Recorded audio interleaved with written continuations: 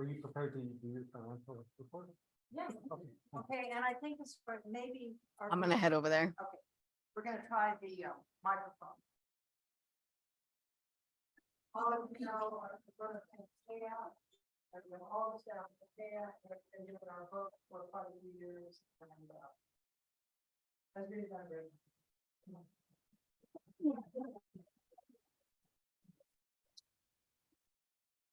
So, are we screen sharing the reports that They all had you, access to it. they all had access to it? Okay. So I guess I'm not screen sharing and I don't have a copy of, there wasn't a packet for me. So I don't know what of the reports I sent you were included. Okay. You stand up there. Stand up. Yes, I can stand up. Sorry.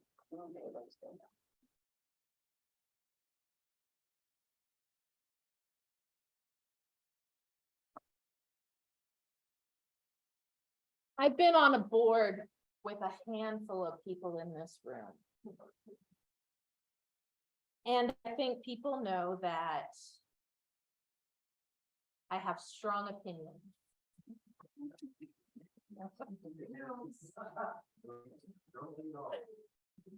Well, I vocalize mine maybe more than others. But I will not be disrespected by a board member, Tony. The fact that you came over here and you told me that I was being disagreeable when I was asking about the approval of the agenda and where the minutes went, I find that disrespectful. And I've also been yelled at by another board member. And this is, I Have and- some respect, they should respect me. you know, and you could do this at another time. This is the annual meeting. And the bylaws say during the month of September, at such a time and place as may be determined by the board, shall be the annual meeting of the corporation. The voting membership of the corporation shall vote on board membership approve proposed changes to the bylaws and transact other business brought before the annual meeting.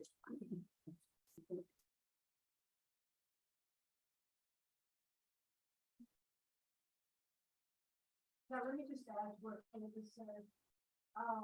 And all the work the board's been doing, It's not a, I was just going to,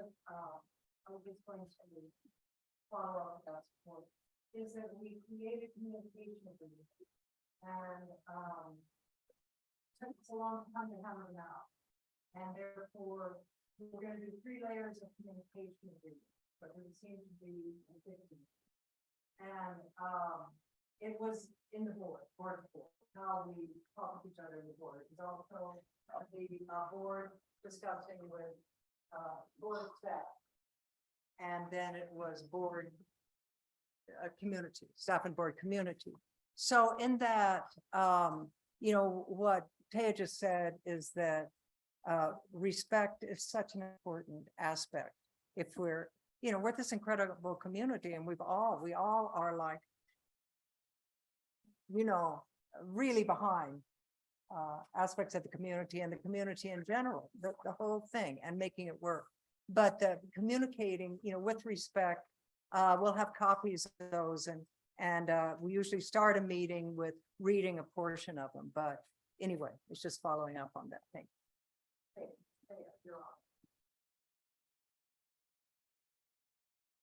I go back to the premise that it's an annual meeting of the membership, not an annual meeting of the board.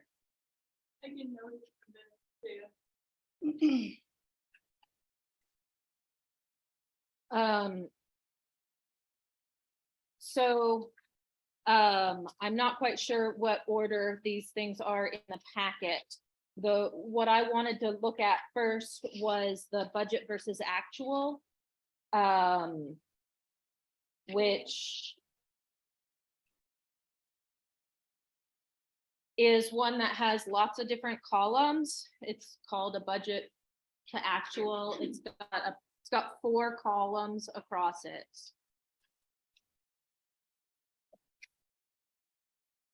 And what I'd like to point out is that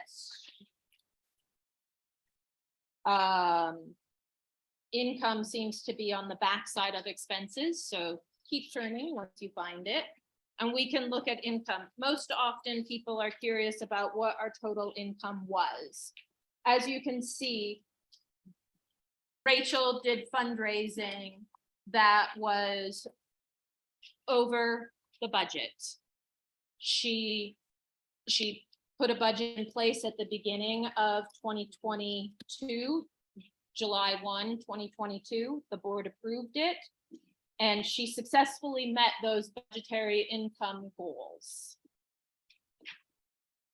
Some major highlights of the budgetary income goals is the government grants up towards the top, line item 4002.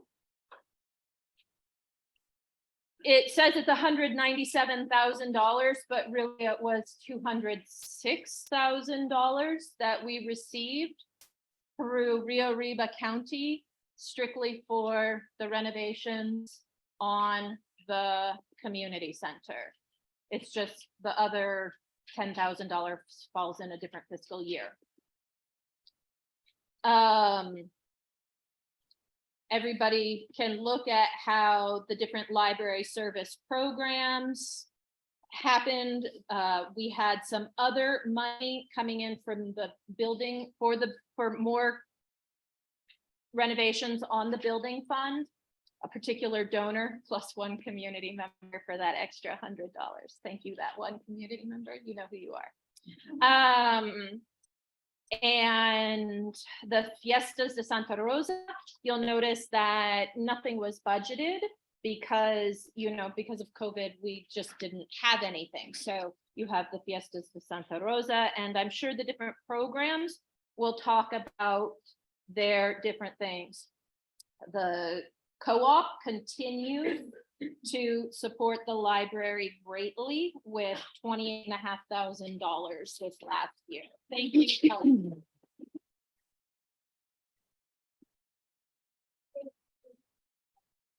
I'm sure everybody knows that the co-op pays the library. Before it was a set amount.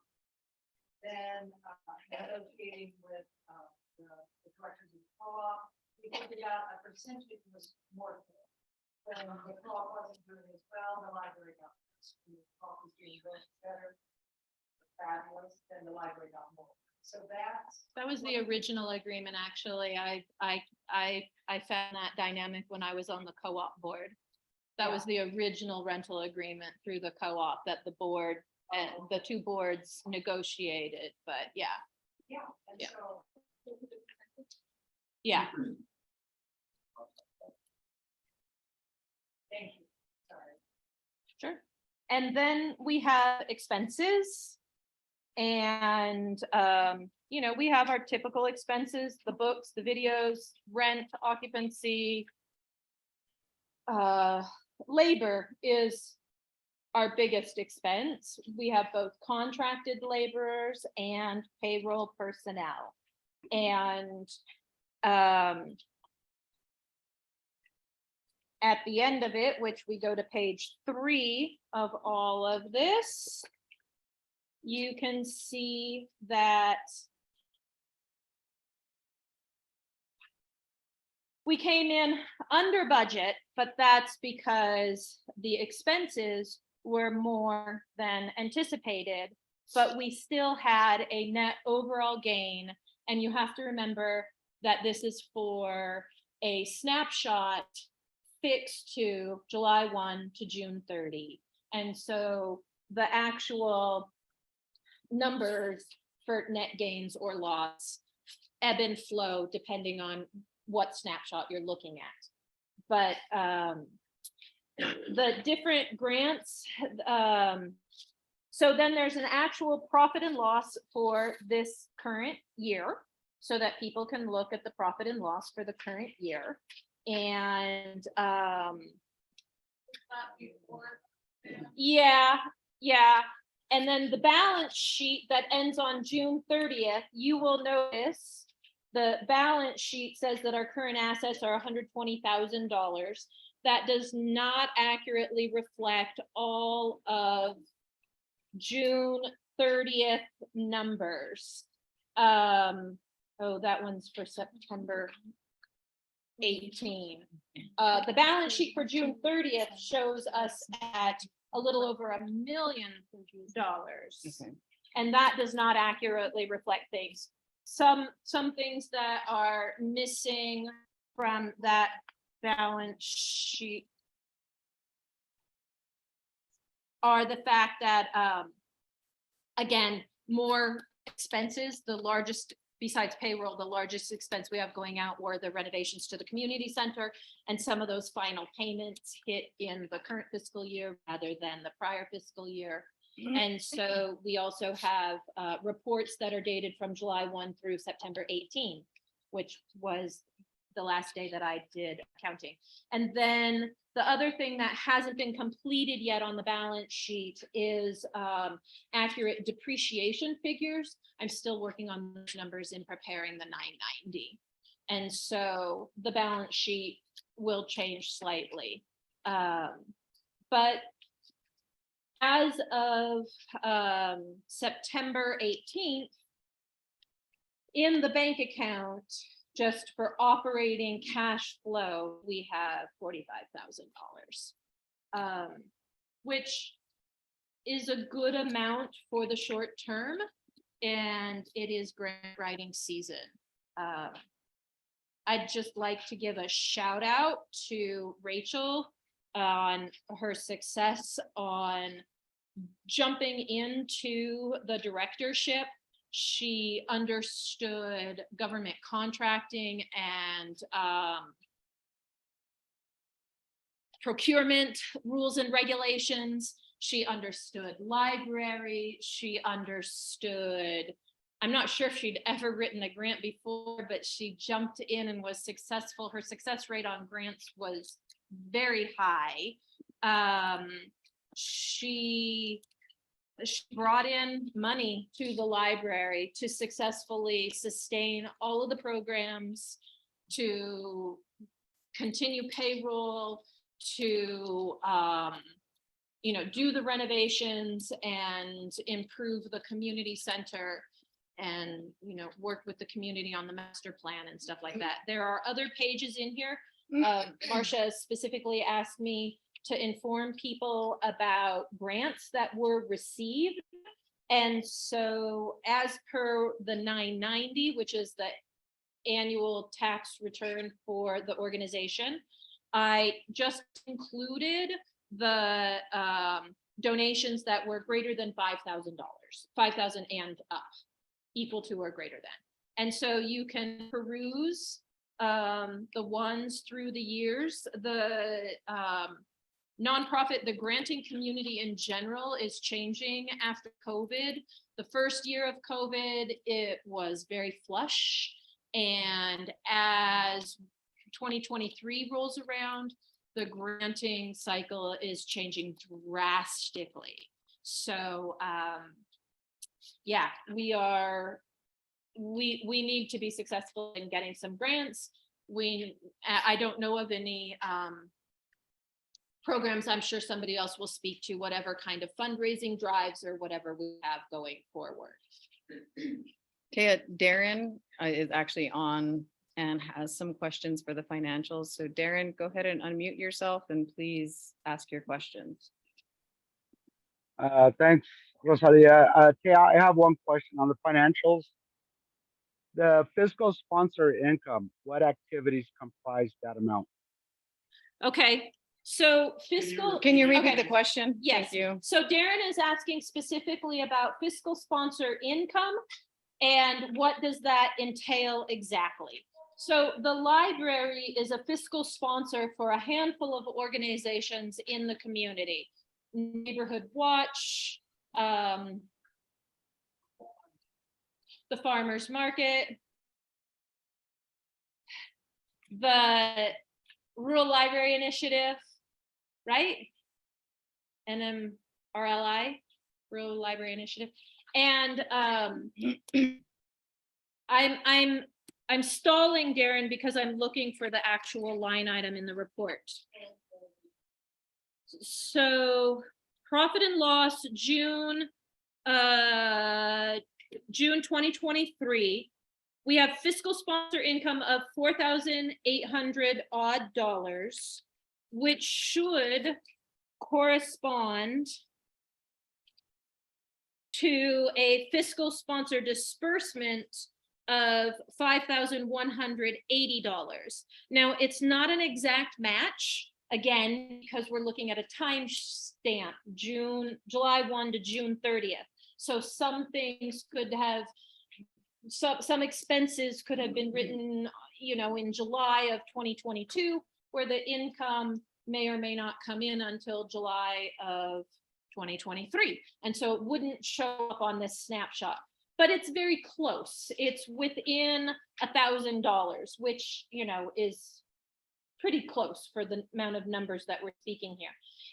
And so fiscal sponsor income basically matches fiscal sponsor disbursements. So the library is the fiscal sponsor of various entities, whether they are individuals, well, I'm speaking of fiscal sponsorship in general. For the library, they're mostly organizations. And those organizations, for whatever reason, don't yet have a 501c3 status, but they are trying to fundraise and get either the ability to do grant writing or the ability for their private donors to get the tax break to be able to donate to a nonprofit and then support the organization in its endeavors. Most fiscal sponsors try to align themselves with fiscal sponsorees that match similar community intentions. And so, it falls in under the mission statement, generally speaking. And so the expenses and things, however, the library's responsibility is that when a fiscal sponsoree submits an invoice to the library is supposed to review the information, make sure it is in line with the organization's endeavors, and make sure it's in line with the library's endeavors. And then we pay out those funds. Many times, for the library in particular, the fiscal sponsorees do much of their own fundraising. So the funds come into the library, become restricted for that fiscal sponsoree, and then are just held by the library. There is oftentimes an admin fee, and then it is dispersed when the organization requests for disbursement. And the library has some cleaning up to do on some of its fiscal sponsorship contracts, but it was something Rachel and I were working on slowly but surely. I don't know where we stand now. Thank you, Does Derek. the library, sure, follow-up question to that, Taya. Does the library charge an administrative fee for processing? So the follow-up Sponsorship. question Darren had, is that the end of your Wait, question? hold on. Try full question again, Darren. Sorry. Sure.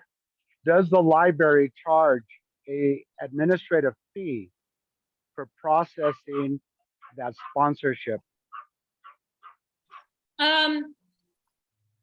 Does So the we, library charge an administrative fee for processing that sponsorship is the question. so yes is the short answer. Oftentimes we haven't had that much activity during COVID, and so most of the fiscal sponsorship activity happened under Felicity's tenure, and occasionally she would say, this is, you know, $1,000 in total. I'm not going to take $100 from these people. And so, you know, if she felt like it was not that heavy of a burden on her time and energy, she would waive the fee. But for some of the other more substantial contracts or situations and more of the perpetual and ongoing ones, yes, there is a fee charge. Thanks. Did that answer your question, Darren? It did, thank you. Yes, The public comment, we'll wait for public comment on No, this this is question. a question about the budget. I know, but I've had people on here who also had questions about the budget and I told them to wait for public comment. That was what we're waiting for. Am I correct? Right, Okay, so we're waiting for public comment. I did have a question for you. You should wait for public comment. Board member. But it's an annual meeting of the membership, so you're equal to everyone here. Okay, so my question is if there's a way to get itemized expenses for, either for how a grant was spent or for a particular account category. Yes, There is, okay. yes. Because in the category of continuing education, it's like around 19K, and I'm not familiar with what that went to, and I know you can't answer on the spot. I just want to know Mostly it was the diversity, equity, and inclusion contracts. which would have been a total of about 13 something, not 19. I can't answer the Yeah, and I specifics, but understand. I just want to know if it's possible to find out. sure.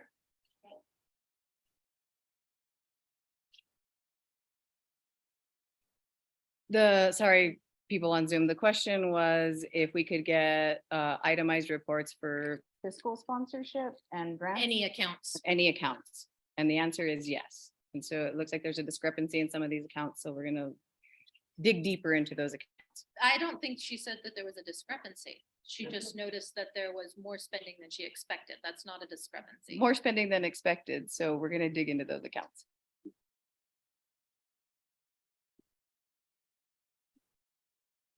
Okay, yeah. So, you know, like, each one you have really has a question. Either, you know, email, Matthew, or asking, are we taking financial questions from- I've held all the financial questions from our Zoom people, yes.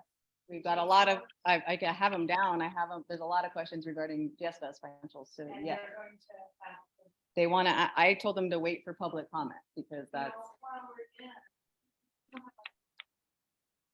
While we're in budget. these are a lot of questions, are you sure? Okay, here we go. All right, Taya, you ready? Yeah, I wanted to understand what 1502 professional fees cover. Okay.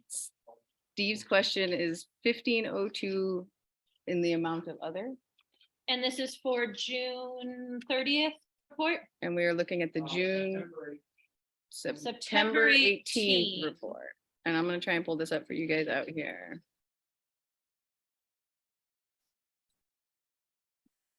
September 18 balance sheet 1502 professional fees other. Okay, so the way QuickBooks does things. So do people remember having like Roman outlines in grammar school where you have things going here and then anything under it is under here and anything under it is under here?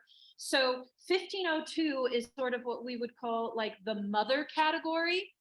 And 1502 would be the mother category called professional fees. And so then you have a subcategory called 1504, 1506, 1507, 8, 9, 10, 11, 9. I did not inherit, I inherited this numbering system, drives me crazy. So the 1502 other is where you put things in the mother category. So it wasn't planning and development. It wasn't owner's representation. It wasn't surveying. It didn't fit a subcategory. It was just generic professional fees. And so QuickBooks calls it other at the bottom of the report, and that's how QuickBooks shows it. And I cannot edit the way QuickBooks builds those reports. So we don't know. So I don't know specifically what that $7,000 was in this current fiscal year for professional fees. My guess would be, my educated guess would be that it was,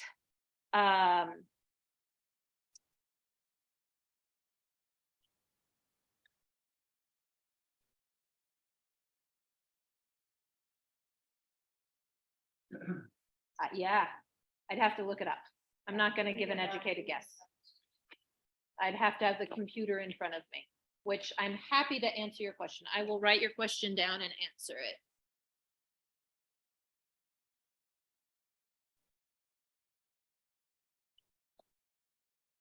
And it could be my mistake. Shall we go on? Hold on one second. It could be that it was supposed to be an expense and not an asset. Oh. QuickBooks, It's listed. it's listed as an asset. And so the fact that it's an QuickBooks does things alphabetically. So if I type in PRO and then I move on to the next thing, it just picks it up.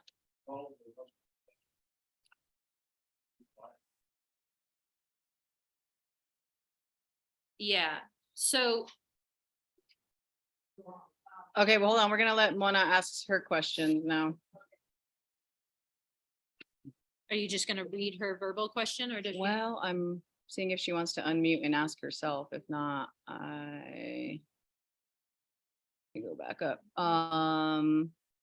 But if this is an asset, this is an asset line item. And so this would have happened a long time ago when the library was being constructed. So Mona's question is regarded to that initial thing that you were talking about from the county funding. Why did that funding not go to the stage? Instead, why did it go to the community center? Why did that funding not go to the stage? You would have to speak to Rachel, the executive director. She was involved in those contracts. I know that it had to do with negotiations from the county. They were county funds. Shell, do you? I can answer that. So, Shell's gonna answer that question. Money came Okay. from the state, it was disbursement to the state, but because we're a 501c3, the county has to be our fiscal agent, so. This is the additional funds that Rachel just got? That's what the No, question? this is the state. funds. No, we're not asking that question. We're asking Okay. about the additional funds that Rachel got that, The $206,000, the one that I first spoke about, the $206,000. That was I am here. I am here. okay, Mona, great, there you go. Yeah, Ask is the your 200 question, Mona. Okay, so originally the $206,000 was set for a stage. Okay, and we went through the whole process of developing a stage, buying a stage, that kind of stuff. And then it went back to the legislation and they reallocated the money. So when they reallocated the money, there was a portion that was going to be for the community center and a portion to be for the stage. So my question is you guys have the community center. What happened to the portion of the stage? Where is that money? Do we still have that money to build a stage? So I can tell you that the capital outlay appropriation, so she wants to, Mona is saying that when the community approached the state for the capital outlay funding, it was for the community center and the stage. And that as Shell was speaking, and he was correct, that because it's state funding and we're a 501c3, the state has to technically give the money to another state organization, and then that state organization the county can disperse it to a nonprofit. And I have not read that proposal, so I don't know about the stage. I do know that $206,000 in change was the appropriation, and I know that it was fully spent. So there is no more remaining funds on that appropriation. Now, why it did not go to the stage? I was asked this the other night at another event, and the only thing that I can think of is that, well, construction costs have skyrocketed, and so Rachel had to procure more funding to be able to even finish the building to the state that it's in, and there is still some remaining funds on that. And the other piece is that, under COVID, with everything that closed down, the library stayed open. And then when the La Segunda opened and provides the amazing things that La Segunda does, it also pulled away a community center for activities. And we then were using the floor of the library for lots of community events. And sometimes it was very crowded and over COVID capacity kind of numbers and things. And so the priority of having a community center, I think, became stronger because of the situation that we were in. Now, I don't know anything about when the funding was requested or what the conversations were at the state legislature. And I know there are a lot of community members that are curious about the stage. I was the person who negotiated with the legislature over this contract, so I could answer some of those questions of Mona's. So we went to the legislature, we got $206,000 to build a community center and stage. I had to do a whole lot of work to figure out how we could access that as a 501c3. So finally, I came upon the Economic Development, State Economic Development, EDD, and they agreed to fund us as a LEADA project, Local Economic Development Act. It was a pilot project. We're the first library that they have ever done with this. Mostly they do the money that goes to Netflix and stuff like that. So we signed a contract with EDD that said that we would build a stage and community center. The county had to sign the contract to be the fiscal agent.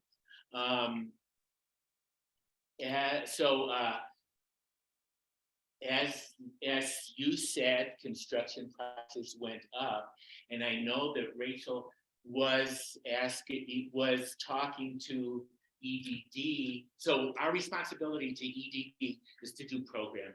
So if they see it as a loan, and as we do programs, that's what pays the loan back. So for I believe 5 years, we have to do a report to EDD that says these are the programs we've run. They'll say, okay, that covers the money that we gave you. Fine, you've paid back a fifth of it the first year. Any program. Any program. We're already doing them. The early childhood, the teen, the after school program, the programs we do here in the community center, they all count towards paying back the loan from economic development. If we had the meeting in that building, it would count as a program, but. It counts even doing it here. They're not even going to ask us that. But we will cover that no problem if we keep going the way we've been going. So my understanding when I was on the board from Rachel that the people from EDD were expecting us to build a stage. And when she was telling us that when she was telling them that we don't have the money to do both, she told me that they wanted to hold her to it. Then I got off the board and I don't know the details that happened since then. So I don't know if they are holding us to the contract to build a stage. I think the state understands that construction prices went way up. And I think that's happened with capital projects all over the state. I think the legislature is willing to address that. I think that if we went to the legislature and said, we ran out of money to fulfill our contract, there could possibly be money for a stage. I don't know, but it would take some work talking to legislators. I think the board needs to make that decision. And I think somebody, maybe somebody needs to ask DDD how they're feeling about our contract. Are they still holding us to a contract for the stage? Thank you for all your work. Did that answer your question? Mona, does that answer your question? It is, our representative.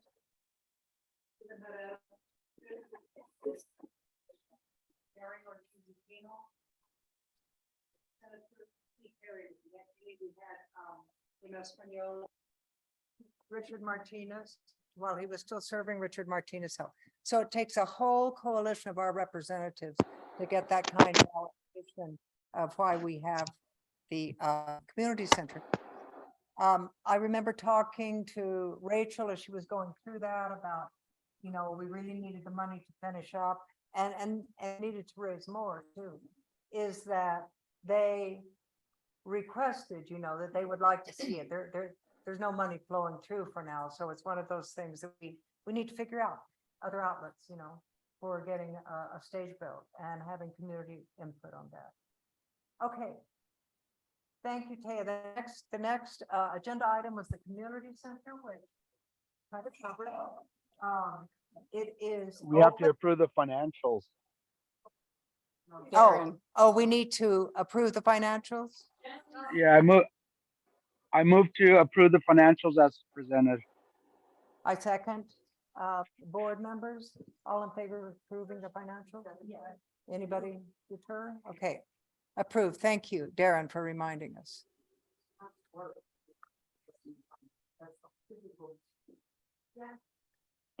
So the community center, we were gonna have it open tonight. We'll have, hopefully, we'll have a party. We really need to celebrate that. And of course, it's still the original plan, has a portal coming out. Ran out of money for that because of COVID and everything doubling and tripling. But that portal will also give us all that room under the portal for Resolando, for children's programs. So it's, the bathrooms work, the kitchens work. We don't yet have separate furniture for it. We'd have to drag the chairs over there, but we'll work on that. But it is, program can happen in there. We can meet in there. Others can meet in there. It's a beautiful space. It's open. You can get the key if you come to the library and talk to Rosalie or whoever. We have the key and you can go. Yeah. I think there was a comment that during the annual meeting, that the membership has to approve the finances. I asked that of Darren. I don't think so. Darren, did you? Nope. Oh, did Darren leave? No, he's here. No, I'm here. I think I understood your question, Tony. The membership approves the financials.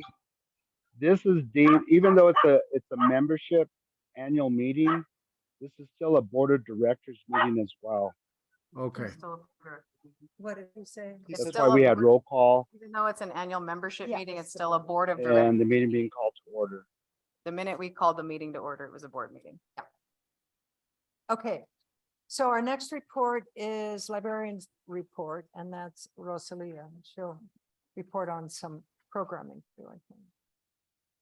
Okay, everybody. want to- Nah, I'm gonna put these guys down here. I'm gonna put you. I gotta grow a couple more arms. Not a big deal. How about I steal a packet so I can kind of look through the librarian report here? Some big statistics that we noticed throughout the year is that we are not at the pre-pandemic levels. We are definitely not seeing the membership flowing through here. We're not having a flow of services. Rebecca did ask in the last meeting, well, what do our online numbers look like? Meaning we've got a lot of digital platforms audiobooks, digital books, we've got some great sources, y'all know about them, with your membership card, they're amazing. But look at them actually up, they've been on the rise. What does that tell us? That tells us that our community is starting to shift. They're shifting towards more digital devices. One of the things that we talked about in our last two board meetings is we've got digital devices here, we just need to find a way. Because we know that there's not enough people who have devices, that have to buy devices to use these services. How can we share those resources? So we're gonna create a policy, we can start sharing the Kindles, hopefully we'll give people that will membership, if not, we'll do a library membership, we'll figure something out. Don't want to be involved with crime.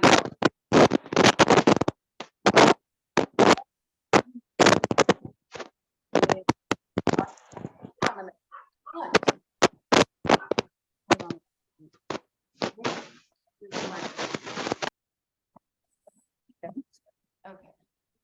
Right, guys. All right. Better. All right.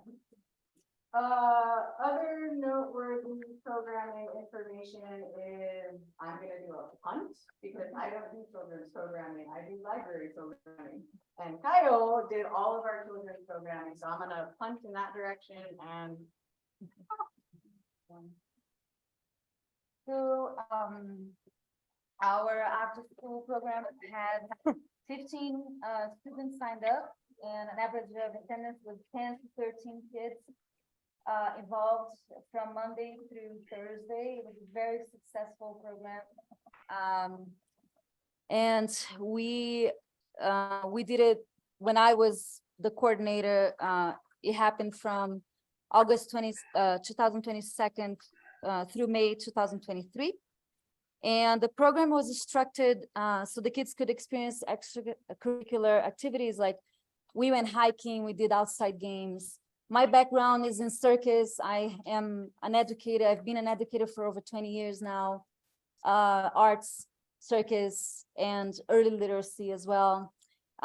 So we did team building games and art making, and I tried to bring as many as collaborators like local artists and other nonprofit organizations to enrich the program as much as possible.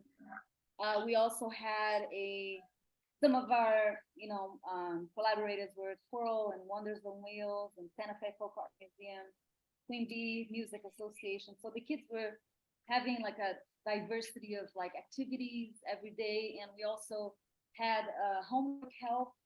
We had a collaboration with the Tutor Association.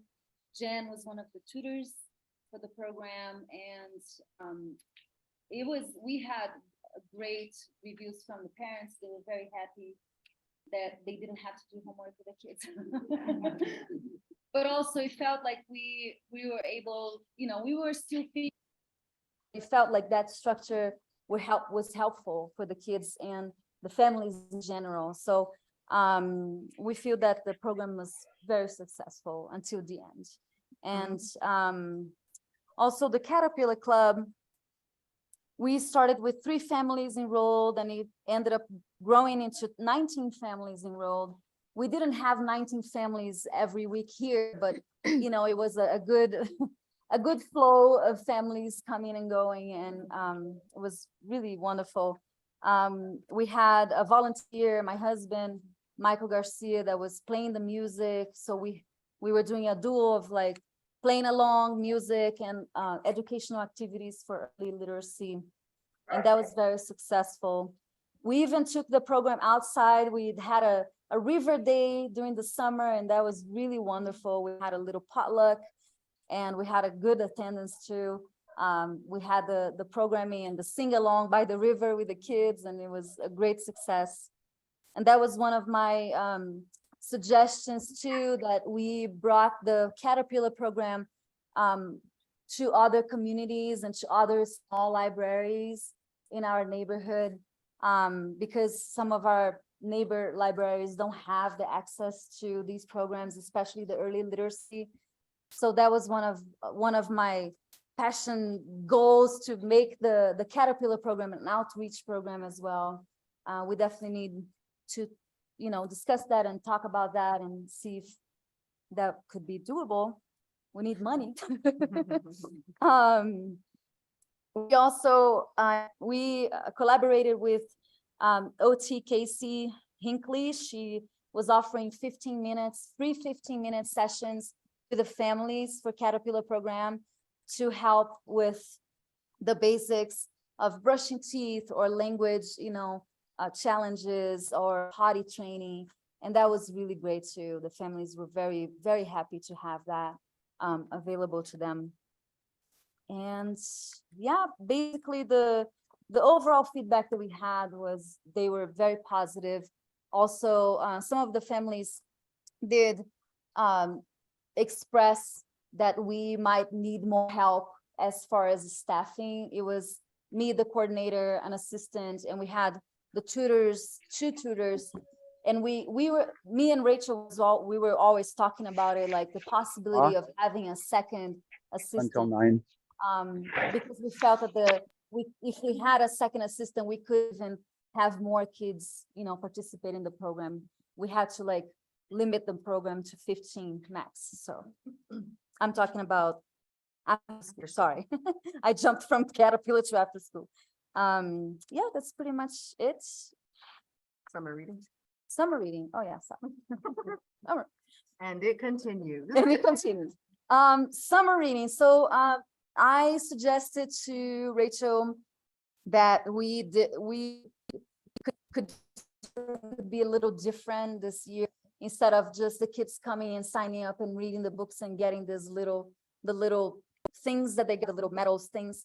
I suggested that we would do like a summer camp, like we do in Penhasco Theater, like a circus camp, with the kids here, with the activities, sort of like an after school program, but summer camp. So it was great because we all collaborated, me, Annette and Rosalia, and it was a really awesome teamwork. We got together. Annette was able to bring the EPS district to do free lunch to the kids.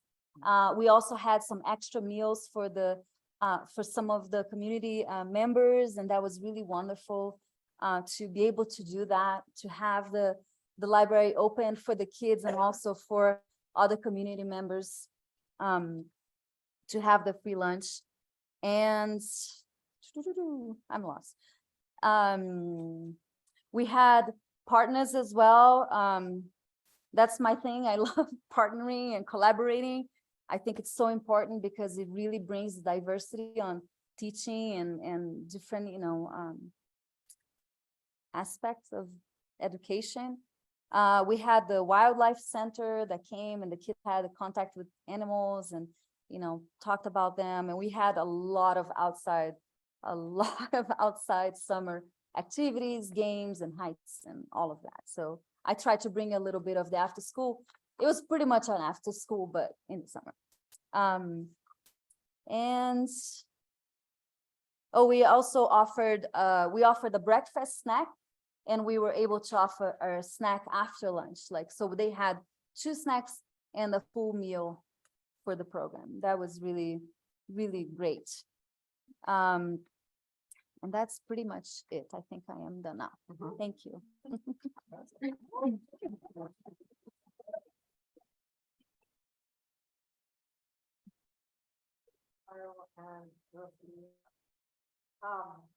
Okay, the DEI committee report and then acknowledge Rebecca. Oops.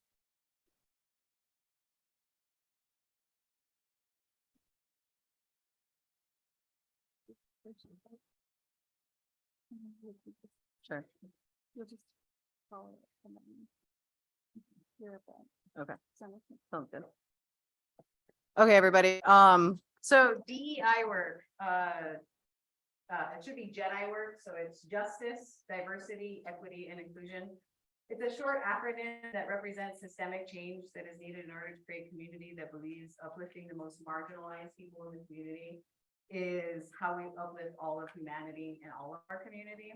in order to achieve this, we also must be in right relationship with the planet and think of long-term goals, think generationally. How can we do better in terms of generational thinking? DEI was, you guys can kind of read through a lot of this stuff here, but it is emotionally, physically, mentally exhausting. It's calling ourselves to heal. It's calling us to heal our planet. It's calling us to heal our relationships with each other. And in those 2 years since we brought on the question of DEI to the board, we've had a lot of really good positive outcomes. We've had DEI embraced by the whole board. We've had, moving around stuff. We had an addition of a land acknowledgement to board meetings. So that land acknowledgement is acknowledging which land we sit on. The traditional ancestral homelands of the Tewa people, of Picuris, and the Jicarilla Apache. These are their traditional homelands, right? And in order to acknowledge that, we also want to go one step further and begin to do calls to actions. Ways in which we move beyond a just checkbox solution, say, hey, we are on ancestral land of these indigenous people, but now let's help them in their cause to get land back, water back, those kinds of calls. So will be things that you will start seeing in the community. Those will be posts that'll start coming out, social media posts, how we can be better at acknowledging colonialism and the role that we all play in it. There is no separation of that. In addition to that, we noticed that there was no History Month displays. A really simple way to allow all of us to have more diversity in our lives is to highlight the amazing works that are written by other people, people of color, people that have a very different lived experience than us. And in highlighting those, we want to highlight their cultures, their communities, their truths, their beliefs, right? And that's important so we can all have a better perspective and we can see other people's perspective a lot better, right?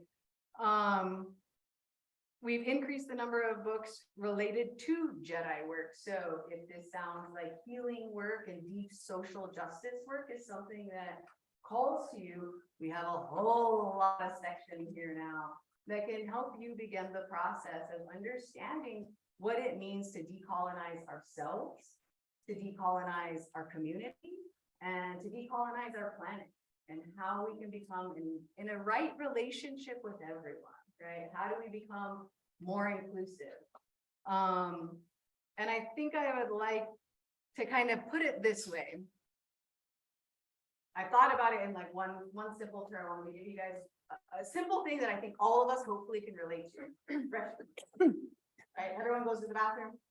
Everyone's gone to the restroom before. Everyone's done a public restroom. I'm going to tell you the difference. We treat men and women equally in restrooms. There's the same number of stalls in men's restrooms as there are in women's restrooms. The equal treatment, right? We'd be really good at this. Let's think about this though. Women on average live 10 years longer than men. So that's older women going into the bathroom taking more time.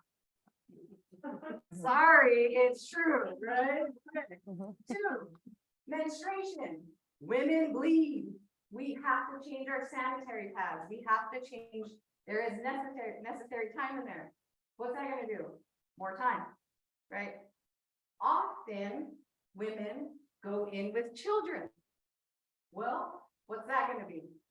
More time, right?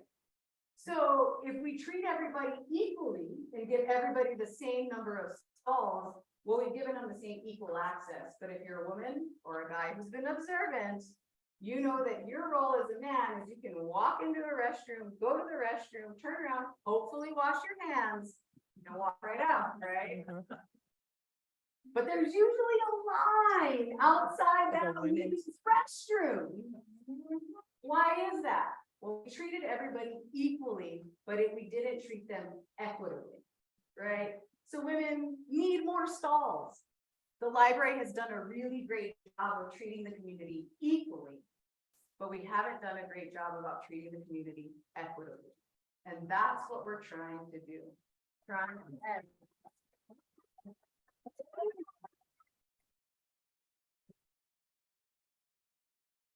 we're working towards moving the most marginalized people in our community and uplifting them, right?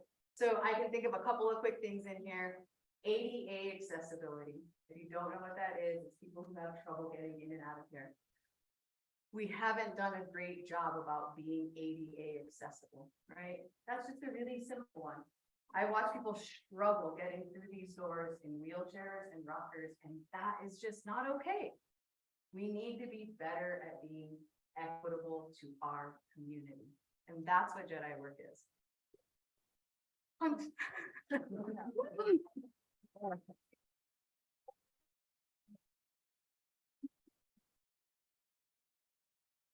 Okay, so I'm one of the committee members on the DEI committee with Rosalia. I think Tim was here. Okay, he was a former committee member, Marcia and Rachel. And now that we have interim board members, we have some additional committee members, and of course, Tim and Rachel aren't on it anymore, and Marcia is not either. Rosalie did a good job explaining Jedi work and DEI. That is something that we've talked a lot about in the last couple of years. And the committee has wanted to do some increased DEI knowledge. And so one of the ways we did it when last October, prior to that, we met as a committee, Tim, Marcia, Rachel, Rosalie, and I, and we talked about how can we incorporate this into our board meeting and understand even what it is. And so last October, we held a board meeting where community was invited to do a media club event. We had a YouTube video and we watched the video, and we're going to discuss it. The YouTube video was just introducing DEI work. And that's something that is applicable not just to a nonprofit or just to the organization, it's for the community, it's for individuals. And it's about equity and inclusion and having diverse voices and diverse perspectives so that we can increase and improve the reach of the library through all the communities that are in the service area. And then when we held that, the next thing that happened in our timeline is Rachel did grant writing, and we were awarded, thanks to her grant writing skills, 2 grants to fund DEI work. Santa Fe Community Foundation funded $10,000. She wrote it for 2 things, DEI work and climate resilience work. And it was unrestricted funds. So it was awarded on the premise of those 2 things. And then in March, Rachel let the board know that McCune Foundation had awarded $25,000 for the same couple of things, DEI work and climate resilience. And what she wrote into those grants was a product of the DEI committee meeting together and saying, these are our ideas of what DEI work could look like. It could look like getting community feedback. It could look like having training for the board to be able to have more discussion. So that there's ways to talk about the impact of our intentions and how it's affecting the community, and just to be more inclusive. So if you looked at the report, and it is on, it is part of what's in the board packet that was posted online. This report is there. There were some concerns that I'm going to get a drink of water. Mouth is drying out. The concerns that the DEI committee identified was not knowing what the funds, the $10,000 from the Santa Fe Community Foundation actually was spent for. From the perspective of the committee, it was not spent on DEI work, even if the grant was written for that. The McCune grant that was for $25,000, we do know a portion of what that was spent for, but a portion, about half of it, we don't know exactly what it was spent for. We did work with a company or a consultant company called Prospera Partners. The board did, and we had a contract with them, a couple of contracts with them. And so the McCune grant went to 13,650 according to my math, went to from the McCune grant to pay Prospera Partners. Let me tell you what Prospera Partners did. They provided one facilitated board meeting, one-on-one coaching with the director, the former director, that sometimes included our board chair, Marcia. And they did an organizational survey to gather feedback from the staff and board. They provided us with 2 final reports as a result of their 2 contracts. They also did do virtual workshops with some of the board members and the staff attended. That was not just for this nonprofit, but multiple nonprofits via the Santa Fe Community Foundation.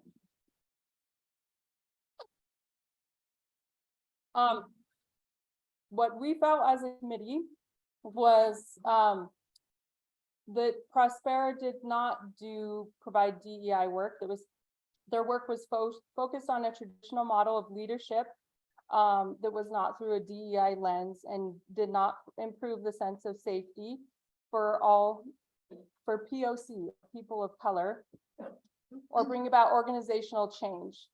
The contracted work left out people of color board members or Hispanic board members and staff, despite the feedback that was given in the survey that they include a broader participation.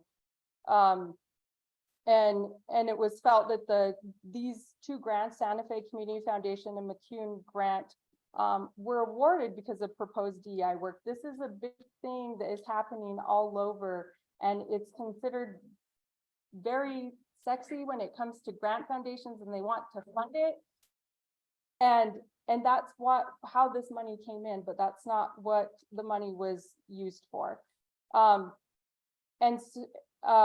of these concerns have already were raised and shared by myself in a July board meeting. And the minutes for that are publicly available. In the September board meeting, September 5th, the DEI committee gave recommendations to the board regarding use of grant awards intended for DEI work, expectations for DEI professional development and role of the DEI committee.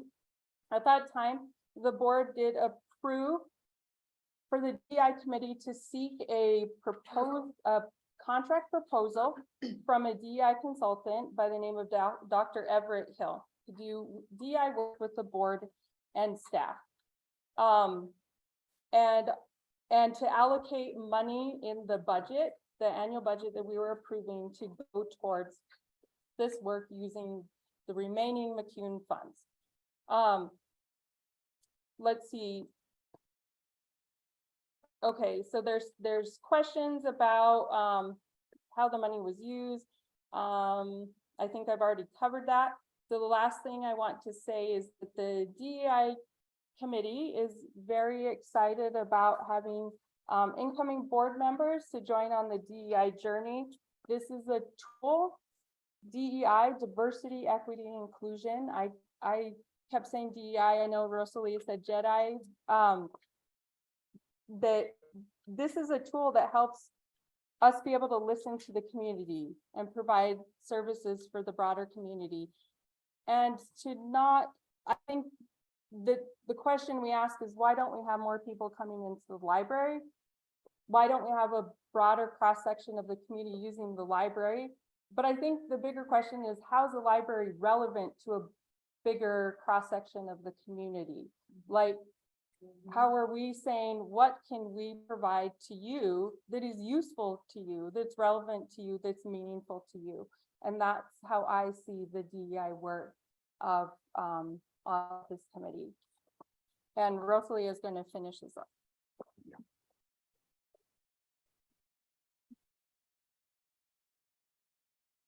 We've been working on this for 2 years, so there's a lot going on, all right? So at the end of this, we've made another set of recommendations to the board. The first one was the addition of a board stipend in order to support a more diverse board. And that's what it's for. We understand that it's privilege to be able to serve and volunteer your time. If you're living paycheck to paycheck and your free available time isn't free, we need to do right and pay people for their knowledge, for their expertise. How do we uplift someone? We uplift them financially as well. We need to do that. So that's the first one. The second one is a trial of a decentralized or a shared leadership. That's sort of where Annette and I are at right now, right? I'm taking on a little bit more of the grant writing, some back end of that. As a side note, we got a call yesterday from the Cume Foundation. We wrote I was able to get in a grant in a few hours before it was done. And we've moved on to the next set of funding, and it is funding for a board stipend. It is funding for community members to get paid for their survey responses. It is funding to go back out into the community to create some generational wealth, to be able to start sharing wealth. And we feel like that's really, really important.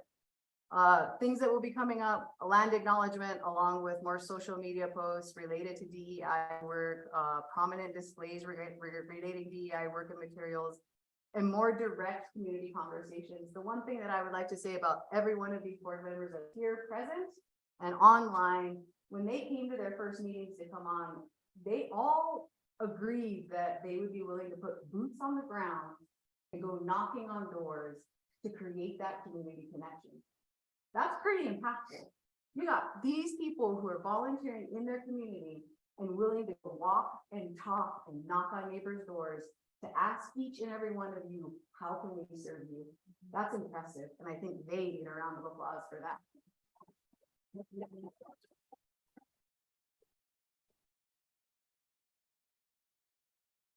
In addition, we want our board members to complete additional hours of DEI training over the next few months. We want to create a safe and comfortable environment, not only for our staff to feel safe in this space, because sometimes it doesn't feel safe as staff in here, and for all community members to feel safe in here and walk in and know that this is their home too. And it hasn't felt that way for people in the community. So we want to make it feel that way. This is everybody's home. Let's make it feel that way for everybody, right? And I think that's the end of our recommendations now.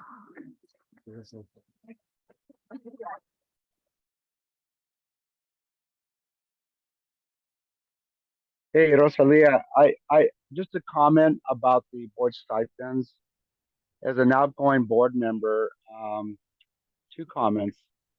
Understanding that there's a grant application to fund the stipend, I would, advise the board to look at a long-term sustainable plan for the continuance of stipends beyond the grant period. The second comment is that bylaws would have to be changed and adopted by the membership before stipends can be realized. Thank you for those comments, Darren. We appreciate that.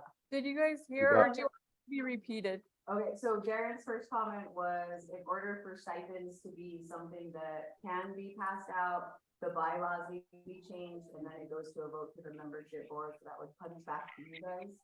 And he wants us to look for a more long-term solution for funding that, and absolutely on it, looking to fund this for sure, absolutely.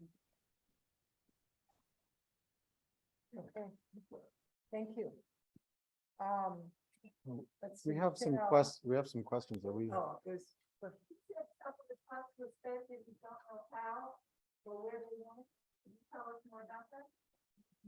That was part of why I asked Taya during her report if there was a way to find out how a grant was spent, because my amount doesn't match with what I see on the report.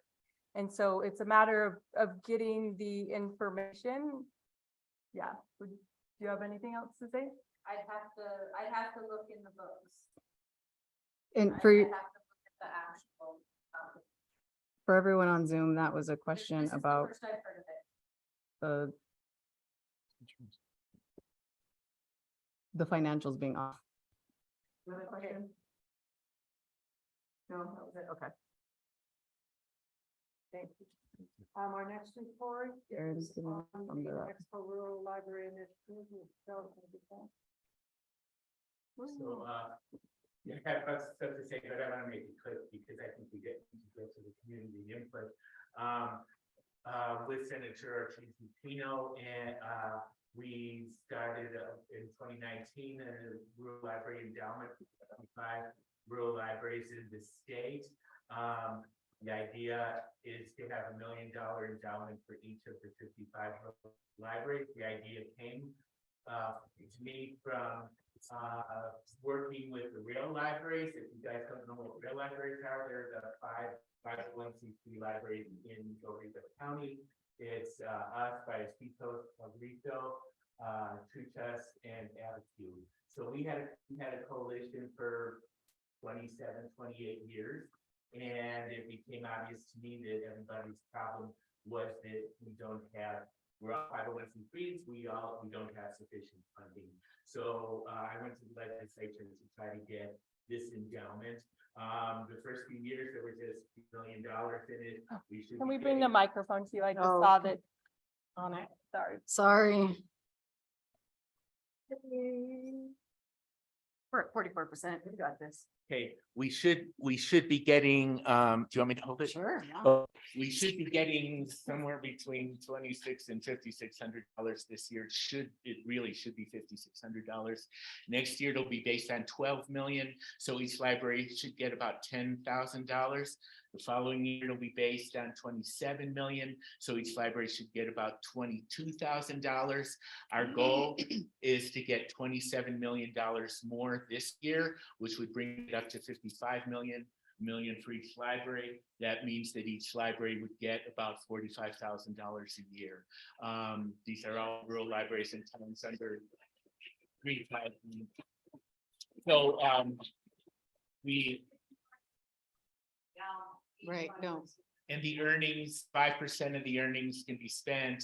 5% of those earnings go to the state library to support rural libraries, and a small percentage goes to towns that want to establish libraries, and the rest is split between the 55 libraries. So we have high hopes of getting full funding this year. We're asking the legislature for $27 million. We're doing a postcard campaign. This library will be getting 100 postcards pretty soon, sent to legislators and the governor. I'm hoping that the board, the staff will sign postcards, tell why this is important, and also patrons. I think that's it.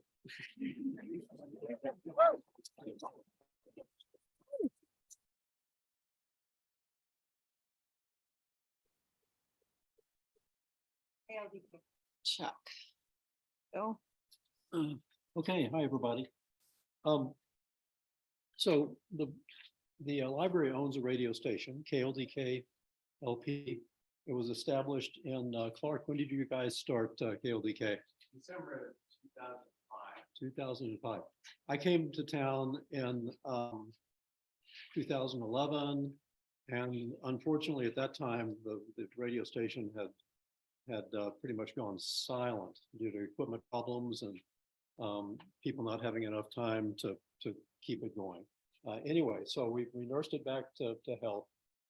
Currently, it's a low power FM non-commercial license, supposed to benefit the community. It operates mainly, well, entirely unattended. And except when it goes down, we get it back online. We also currently are streaming it online by the goodwill of Brown Rice Computing in Taos.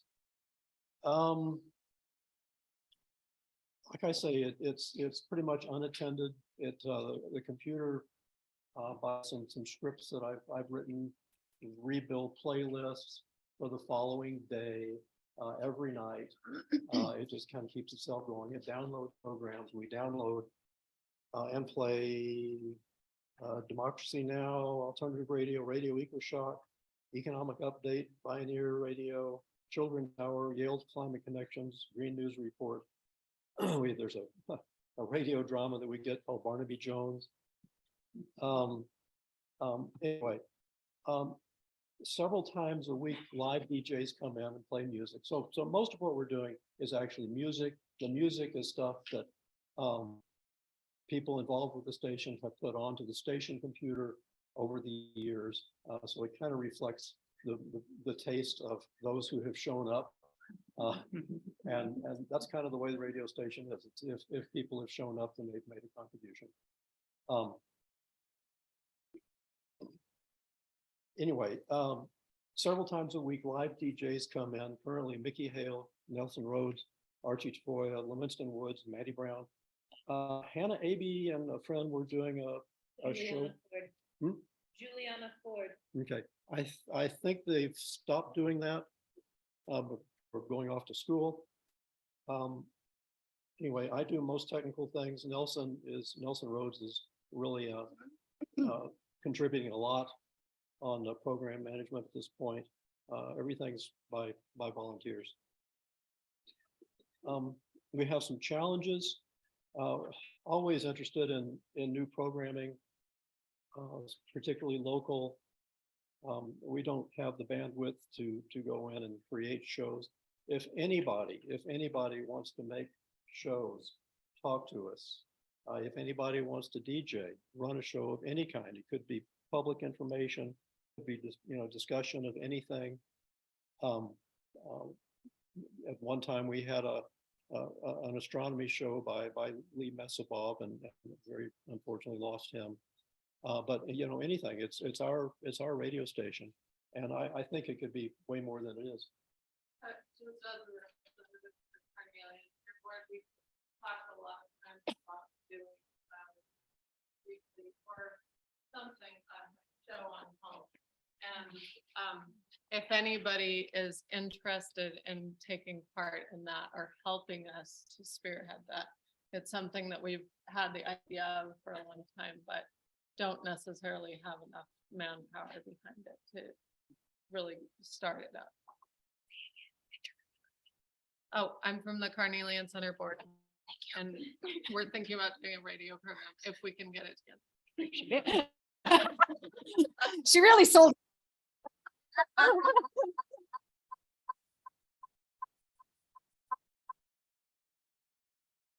Always interested in expanding our music library. Oh, by the way, music, there are thousands and thousands and thousands of songs out there. And I listen, and occasionally some pretty awful stuff comes up, pretty objectionable programming, and I take it off, misogynistic stuff, and just, pretty awful. If you hear stuff, I don't know how many of you listen, but if you hear stuff that's bad, and just let me know, and then I can go in and just, I have an attribute that I put on there that says no play, and it's out. Technically, we have a couple of challenges. The biggest one is we have an aging automation computer. The computer hardware is very old. The operating system was something that was made back in the 90s. The company doesn't support it anymore. There are tons of automation systems out there. Unfortunately, it is a big deal to put a new one in place, get it working, get the song. I mean, it's a huge technical job to make this work. At the moment, I seem to be the person in town who has the technical skills to do that kind of stuff. But anybody else, I'd very much welcome it. Help. Second biggest challenge is a bit easier. We occasionally are having, historically we had a little microwave link that went from the above where the deli is now up to the transmitter on the hill. That got moved a couple of times. At one time it was, no, it was never on top of this building. Studio was in here. But anyway, the trees grew up and that doesn't work anymore. So I made a deal with Black Mesa Wireless. The signal hops onto the fiber. goes onto the ReadyNet, goes down to Espanola, comes back up to the hill, gets decoded. We have outages. If you listen, you'll hear outages. It'll go up for several seconds. It's really annoying, I know, and I apologize. I'm sorry. And I've talked to Black Mesa. They say, well, it's on the ReadyNet. We can't do anything about it. Black Mesa has been very, very nice. They actually have given us, they implemented a virtual local area network to where we can actually make an internet connection to our transmitter up on the hill. But there's this, and I asked them about this and they say, sorry, we don't know, we can't, it's out of our control. So anyway, you know, what I want to do is re-attempt the microwave link. I think that if I put a little transmitter on this little locust tree out by the road and shoot that, it has a clear shot down down Highway 75. Unless, you know, a truck that's about 50 feet tall goes down and we won't be interrupted. So I've been talking to Mick about it. He's a radio guy and he's recommending the 60 gigahertz link. Anyway, so that's kind of on the burners, kind of cooking, and we'll do it one of these days. So any questions about KLVK? I'll try to answer. Is there a reason why the timestamps in your songs? Sometimes I'll be really getting into a song and then it'll say, it's 7 o'clock. Yeah, I know. That's, you know, we're required to broadcast station IDs at least once an hour. And at the top of the hour is just because of the way the automation thing works. It's like a hard stop. So I'm sorry for that, but that may just be the way it is. But now that you brought it up, anyway, I'll think about that. I could actually program it that way to where it plays to completion. Maybe that would work. I don't know. You know, it's kind of archaic kind of stuff. Well, you're collecting DJs online, so. So, yeah, talk to me. So that's it. You can contact me. Yeah. You know, it's not just a matter, equipment is the easiest thing. You know, computers are easy to come by. The software is actually easy to come by. What we lack is the time of a technically expert person who can make this work. Somebody with programming skills, someone who is a geek. We need a geek who wants to step in and An apprenticeship. yeah. So yeah, if anybody's interested, contact me.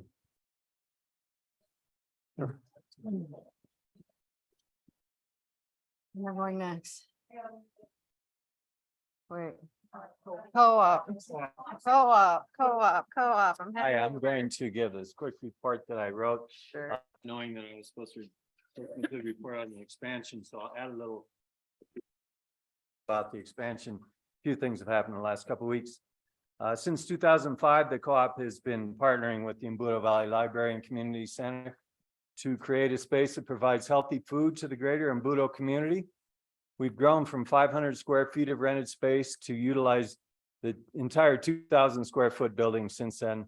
Over the years, we've collaborated several times to improve the building that's owned by the library through federal and state grants. Those improvements have resulted in greater infrastructure capacity for the store in order to serve our community better. The store management and co-op board appreciate the symbiotic relationship that has been fostered between the two organizations and look forward to continuing this important partnership. This synergistic relationship between the co-op and library is impressive and productive. Last year, the co-op paid the library $29,380.86.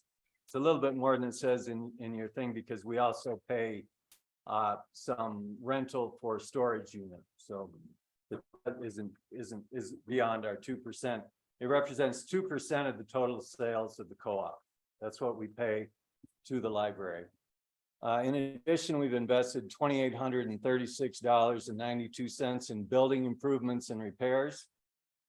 Due to our diligent work to increase sales, the co-op saw rental payments to the library increase by more than 80% between 2018 and 2022.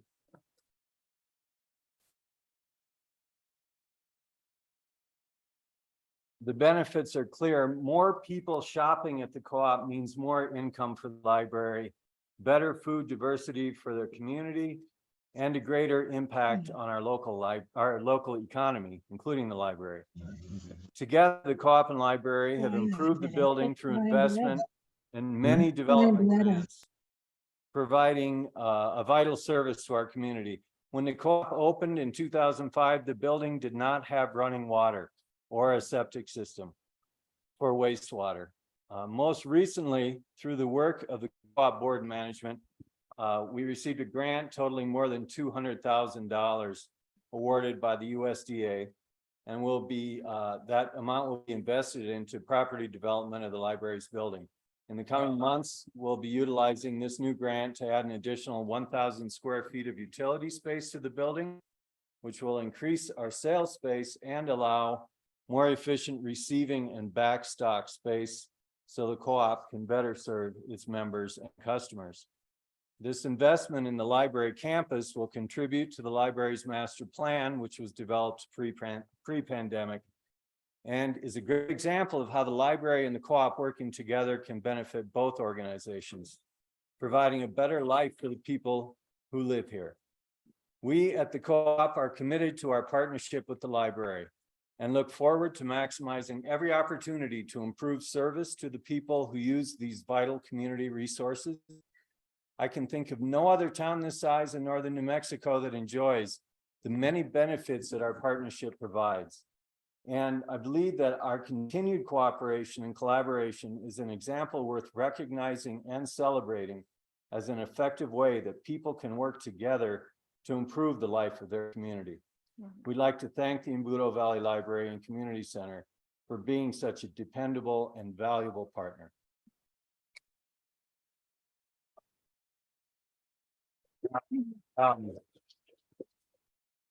We met with the contractor just yesterday. We got 2 bids on this job that the expansion of the co-op. We chose La Masia Builders, the same people who built the community center here. They came in with a bid of $237,000 roughly. The other bid we received was more like 427. Oh, wow. So it was an easy choice. But we're confident that John Young and La Masia will do a good job. We saw what they did here, and the library had a good experience, I think, working with him, with his company. So we have spent about $15,000 on planning, architect fees, all of that stuff. So we still have to come up with about $50,000 just to build, not to mention provide the new refrigeration that we need to really make this project work. We have a grant that's coming up from the Economic Development Department, the Healthy Food Finance Fund. They are offering grants as high as $100,000, which we will be applying for in the next month. If we get that grant, we'll be doing just fine. If we don't, we'll be scrounging to raise more money. So if anybody has any ideas or money, talk to Nancy. She'll help you out with taking it out your hands. Yeah, we've done fundraisers for it. No, we pretty much restrict our fundraising capacity to KLDK, actually. So anyway, that building, we're hoping he's putting in the plans in the next week. In 2 weeks, we probably will have our permit. 2 weeks following that, and we'll probably start building. The reason we need this is because for the last nearly 20 years, we've been bringing things into that store 1 box at a time. And a lot of you probably have volunteered over the years and you've been there when that truck pulls up. Well, the reason we've been able to increase our rent to the library by 80% is because our sales have increased by 80%, which means we have 80% more things showing up here than we did 4 years ago. That is a lot of stuff to carry in one box at a time. So we're looking at developing a way that we can create more service for the store that will increase service to our community. And we're hoping that this project will go a long way to do that. And I know all of us that work there are very excited about the prospect. We'll be moving the office to the new addition, so all of that interior space will be store. The back room where we do receiving right now will turn into more store space. There's a lot of possibilities. We might be able to put a meat department in if we had funding, like a fresh meat department, a small one. We might be able to do coffee bar or something. I don't know. I mean, there's a lot of ideas. There's nothing that's been decided, and I'm sure we'll be looking for your input to see how you want the store to evolve. But appreciate your help in shopping there. That's all you have to do.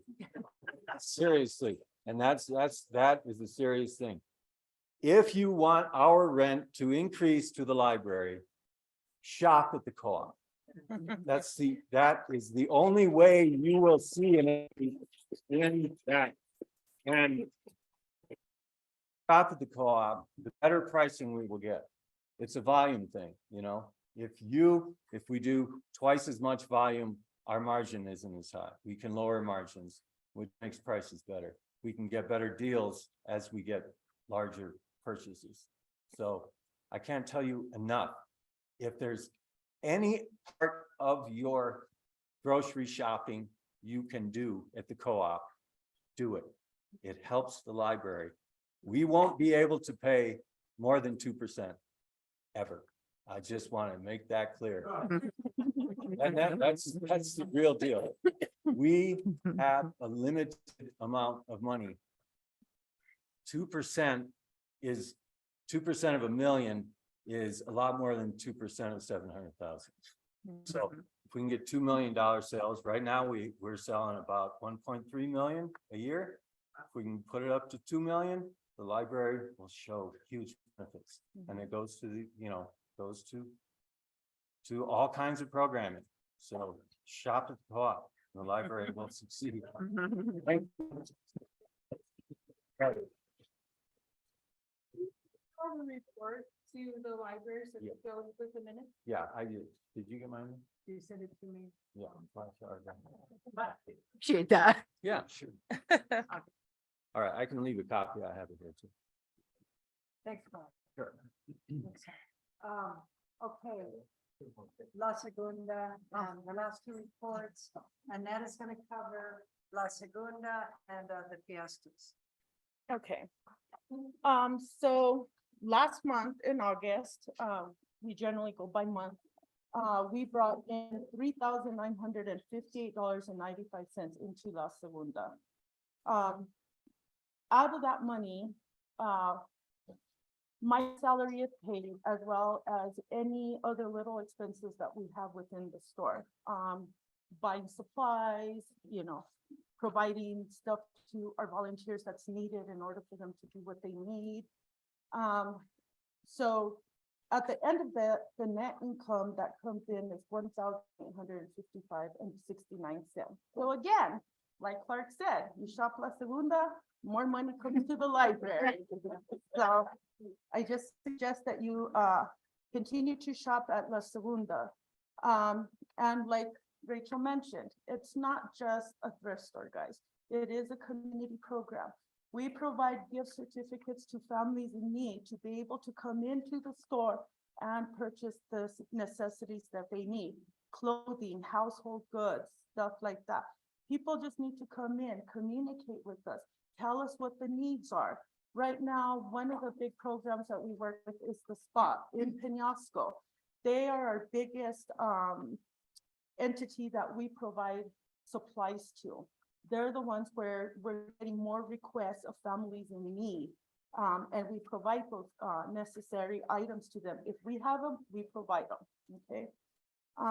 So right now, I'm currently working with 15 volunteers plus one new sub, so I currently have 16 volunteers.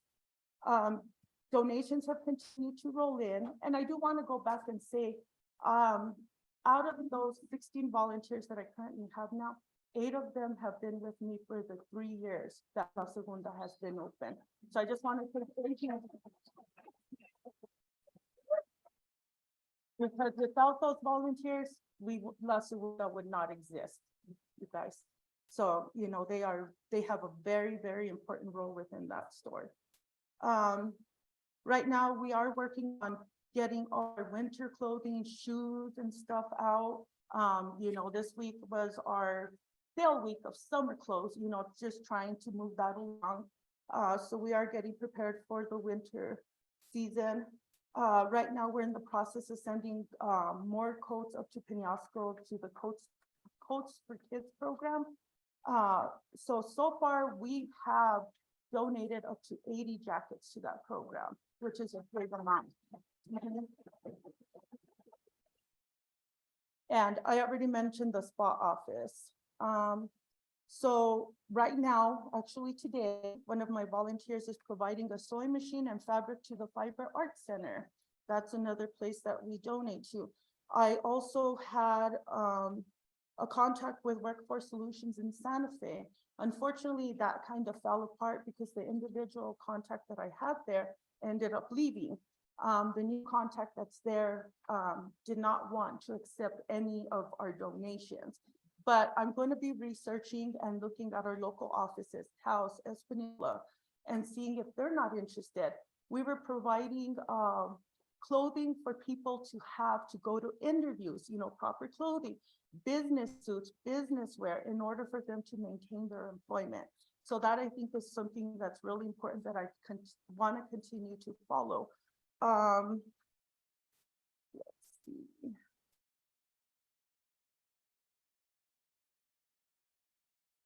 Okay, so I think those are our big things. Right now, you know, I can speak on about the store. You know, there's so many things that we do and so many entities that we provide help to. You guys are all welcome to come to the store, pick up a brochure. We also have one here in the library. If you guys want to read up on all the other programs that we help. Okay, so some of the issues that we have had within the store is currently right now, I have basically Saturdays mornings open again. And I'm sure you guys are reading that on the prior because I keep putting it out there. But Saturday morning seems to be the day that I have the most difficult time filling, okay? Right now, and you know, there are reasons why. You know, I just had a volunteer that had to go out of state for 2 months because of medical issues. The other individual just left because of medical issues as well.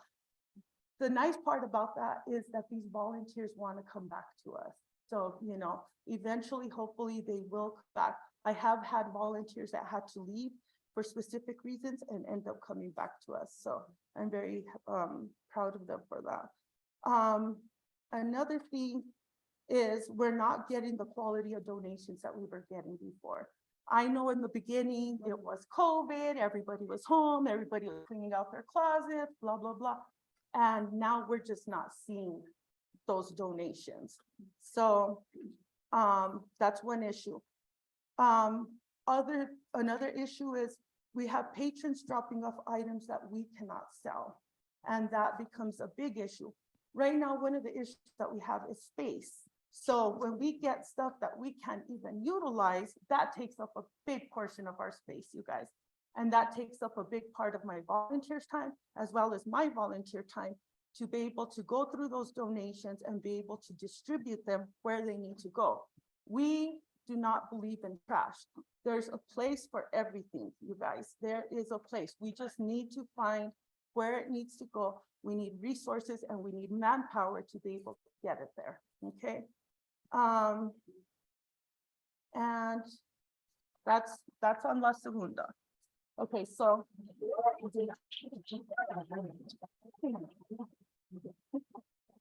I'm gonna add while Annette is taking her sip of water, that the reason that Annette has such a great group of volunteers that come back and want to work with her is because she's an amazing leader.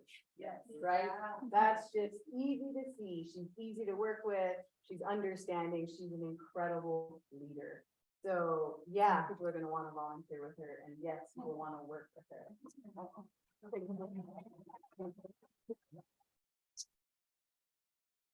Okay, so like if I don't wear enough hats, guys, I also am part of the Fiesta Council. Okay, so this was my first year participating. Fiestas had not happened since before COVID. So it had been a while. So we felt as the Fiesta Council that the Fiestas was a great success this year. People were very excited, you know, everybody, we had a great turnout, you know, Saturday being a bigger day than Sunday was.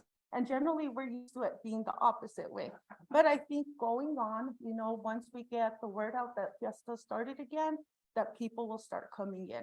We actually had people from out of state. We had people from Denver. We had people from California that traveled in just for the festivities. So, you know, that's exciting. Not only does it bring people in, but that brings money into the community as well, guys. So it's a good thing. So Fiesta update. I think one of the things that people really enjoyed was the pet parade. So I think that's something we would like to do again. So from my understanding, and I'm hoping I'm correct, is that we had about 12 entries. PetSense sponsored the event. And we also had a mascot, which was pretty cool. Everybody seemed to enjoy that. Parade was a huge success with about 20 entries plus. So, it was a wonderful thing. I think it's a lot of fun, but the adults had the best costumes and they won all the prizes. So next year, I've got to have a kid category and an adult category. Duly noted. I will take that back to the board here. Also, I do want to say with state police help, it was a very safe event. We didn't have any problems. There was no issues. So I have to say, yay. Also, another thing that we added in this year, you guys noticed, was Princesas. That was a huge success for the Fiesta Council as well in our fundraising for next year's funds in order to be able to put the fiestas together. So as of right now, I know that they brought in over $6,000. I cannot give you the exact amount because the money hasn't been deposited into the library yet, but it was pretty successful. Okay, so what the princesses did and the junior queens, so we had 2 junior queens, and it makes it a lot funner when you have a couple of people competing, right? And so they really got excited. We had girls going door to door, guys, selling tickets. That was pretty amazing. Yes, the input that we got from the community was they were excited to see the girls out there. They were excited just to see the kids and to meet the kids because they don't know the new generation of people that are around the community. So I found that very positive. So each girl was, I think in the beginning was given about 80 books. We couldn't keep up with the demand of tickets, guys. People were just wanting to buy tickets from these little girls. I saw the cutest things on Facebook where the little girls were just commenting, I'm selling tickets, I want to be a princesa. And you know what? We crowned all of them because all of them are princesses. All of them. So they all felt very special. So I do want to say that all the electrical outlets and services provided by the library were efficient and worked properly. So fiesta issues. Again, I don't want to beat a dead horse, but stage. Very difficult to put up and take down, okay? A stage is needed, guys. We want to continue keeping fiestas alive. We need a stage, okay? I have to say thank you to David Rigsby because that guy worked really hard on putting up that stage and helping the and also, funding, I think, is an issue as well that we need to address. That the Fiesta Council does all its fundraising on its own. This year, because there hadn't been no fiestas, right?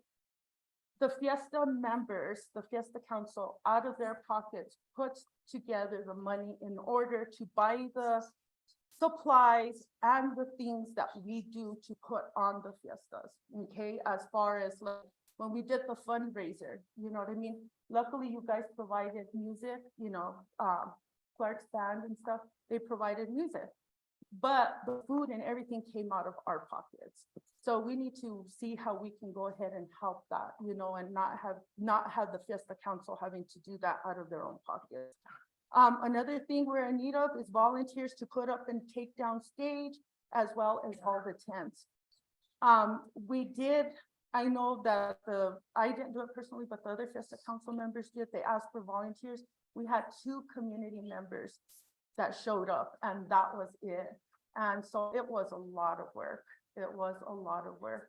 So I just ask, you know, maybe next year, think about it. We all enjoy fiestas. We should all participate a little bit. Another thing, more electrical outlets, but we'll see when that happens, but we'll try.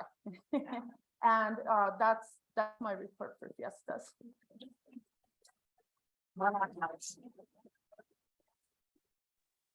Can you hear me? Yeah, go ahead. Okay, first of all, I'd like to thank everybody there for helping us with the fiestas of 2023. It was a great success. I mean, Annette covered a lot of it. I mean, a lot of people think that we get funding from the library, and we don't. It comes out of our pockets. We all donate everything. I mean, from the food to everything. We do not get anything. And so when we put on those fiestas, we're doing it for you guys, for everybody there, so that we can have that day, you know, and it's for, you know, our culture, you know, for the Dixon culture, you know, the Hispanic and everybody there. I mean, we incorporate everybody from Clark, from God, everybody. And God. We thank you all. I mean, I thank you all. I mean, the dance was amazing, everything. I mean, and we thank you all for being there. And so I just wanted to let you know that we only do it because at the end of the day, we look at everybody and we see how much of a great time you all are having. So when we have a Frito pie, that's for one band. When we have a bake sale, that's for one band. When we have the insurance, was a lot, because we have to get insurance for the parade, for the fiestas to happen. That's a big cap of our money, you know, so we thank you. And I thank you from the bottom of my heart. I don't live in Dixon, but I grew up there, and I still commute to Dixon, and I still volunteer and do what I need to do for my people. And you are all my people. And the Fiesta Council, thank you and appreciate you from the bottom of our hearts. A great job to the Fiesta Council. Thank you, Annette. And Charlotte, we did get new members this year, and we did lose some members, but thank you. Thank you. Thank you. Yeah, this is Roberta. And- I just thank everybody as well for helping and supporting us for the fiestas. I've lived in the community for 54 years, come from a Hispanic family, and I enjoy putting these fiestas together because it brings out, you know, the community, the members of the community that are Hispanic and other people as well. And we enjoy having everybody with us as we, you know, put this together. And then we get to see, like Ramona says, the outcome of the 9 or actually 10 months of hard work that we have put through to get this going. And she is correct. The money does come out from our pockets. We don't have like a budget that we have money that people can help us, you know, get this started. It comes from our pockets. And like she says, each fundraiser that we have pays for a band, pays for the electricity or whatever we need. So it's a lot of hard work. So, you know, thank you to the committee that has, you know, helped us out with fundraising. And it would be nice if we get a little bit more of the community involved, as Annette mentioned, you know, putting the tents up, taking them down, because it is a community thing and we want everybody to get involved. It is hard for the few of us that are in the committee to get this going. So the more people we have, the better. Once again, like Ramona mentioned, we did lose a couple of members. As you guys know, Clarence Medina, he was a big part of the fiestas. May he rest in peace. My husband, Craig Scott, passed away also last year, and he did help us out, you know, with different things. He wasn't fully there, but, you know, he was in the background. But I just want to thank you guys, you know, all of you that have participated and helped us out and have come to the fiestas to enjoy themselves once a year. Thank you. Thank you, Maria.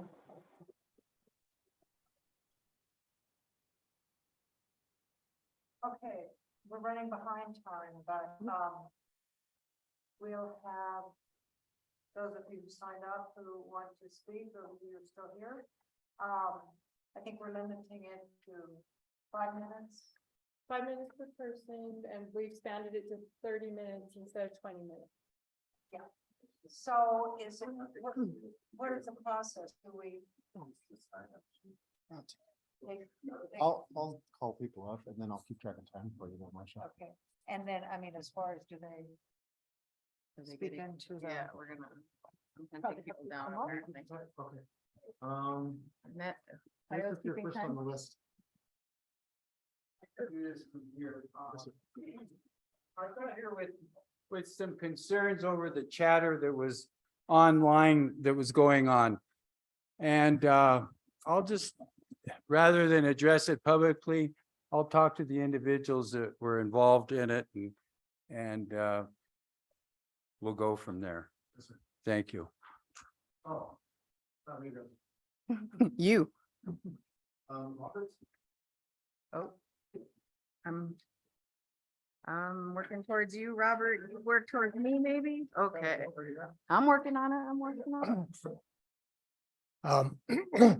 I had prepared some remarks, but then things have changed a little bit because you changed the format, which I think is good to have a time when we can get to know new board members. Because like for a lot of people, I was shocked 2 board meetings ago to go online and see the 8 new board members. I said, I don't know any of them. What is this about? And but I was also involved in the very first DEI meeting of the library. And after that meeting, the Embudo Valley Regional Acequia Association voted to also work with the library or support in some way DEI. And personally, I am totally committed to it. I watched my son work through DEI stuff with the Democratic Progressive Caucus in Albuquerque. Very difficult. It's always difficult. It's always fret because the relationship between cultures is fret, and it's there. We like to maybe think it's not there, but it's there, and it's fret. And so these comments, a couple of things there was this chatter that Joe was talking about. It was almost like, what is this board up to? And I'm going to just address a couple of things. It is not clear to me that the current board member election is being handled in any way differently than in previous years. And this was something that Clark was saying earlier. As in the past, current board members have invited friends or acquaintances to join the board. And at the annual meeting, there's an expectation that they will be approved. That is how it's been done all along. That's been the norm for it. Nor is the charged climate something new. At the time of Felicity's resignation as director, a level of toxicity between some board members and employees reached a level that required an outside intervention for the board to move forward. Hmm. Diversity, equity, and inclusion processes are always difficult for everyone. For members of a so-called dominant culture, everything can appear as an attack. There may be little or no understanding of the lived experience of other community members and the way that ordinary acts can feel like an attack on them.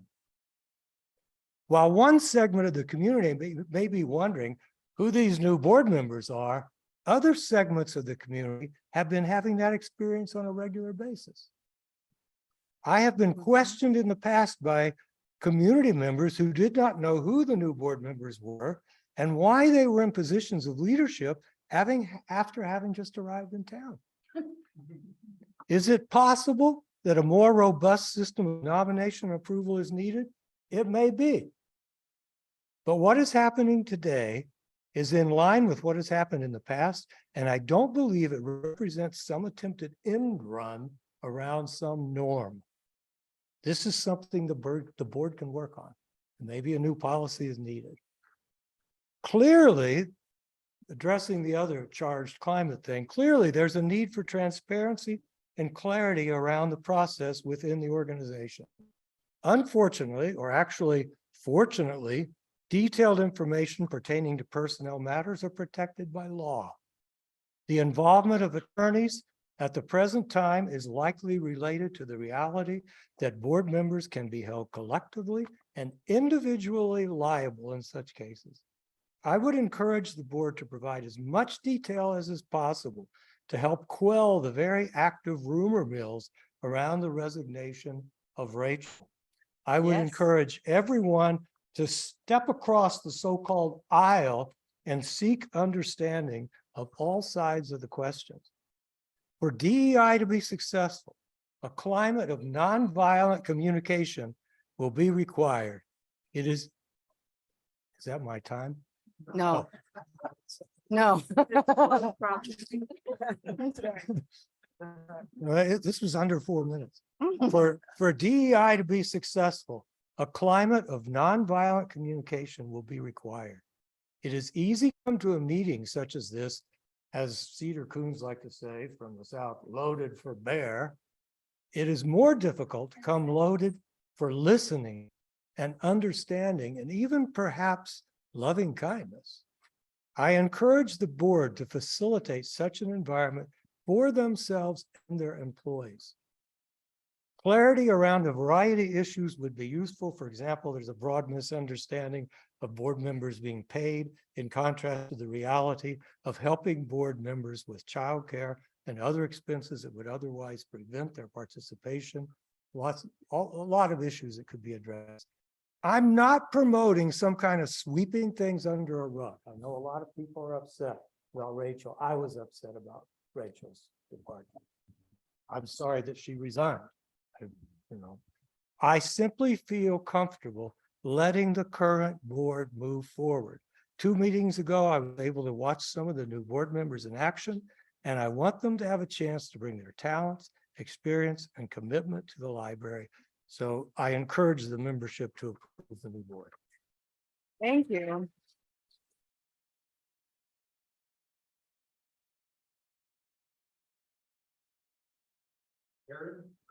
Aaron. Head that way next.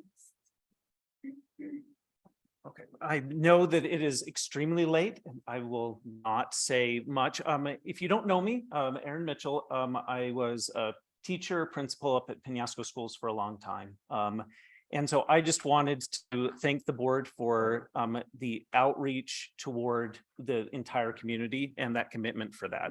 Because, really it's the boundaries of this library extend beyond the Dixon limits.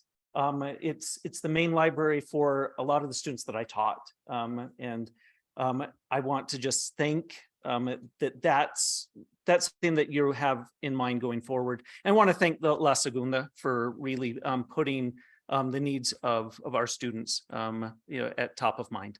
Thank you.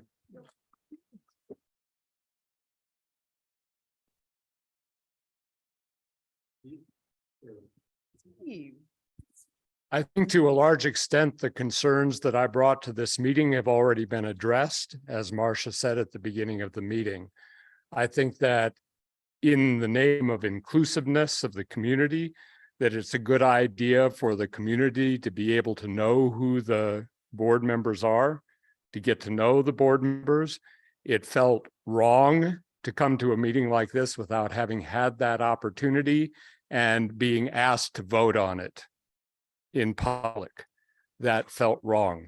And I think in the name of a more democratic and inclusive process that, you know, maybe it's been done that way in the past and maybe it worked that way in the past, but I would like to suggest that there's a better way.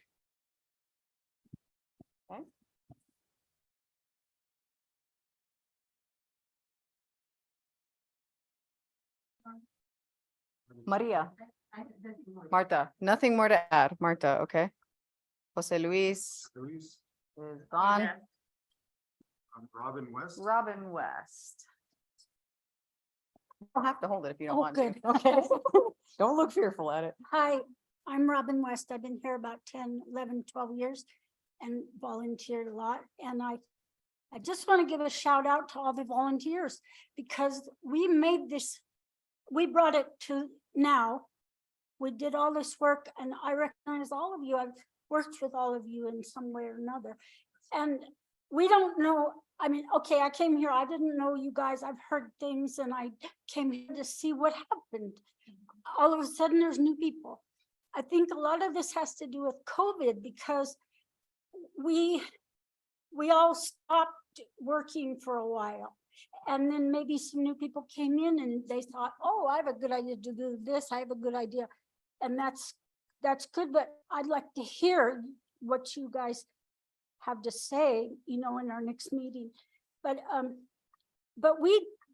just really like Shell has done so much. I went to the Roundhouse with him and he just like pounded the pavement to get that money for those 50 libraries. And that's a big thing. And I know so many people here have done so much that wasn't even recognized. Like I designed the La Segunda logo.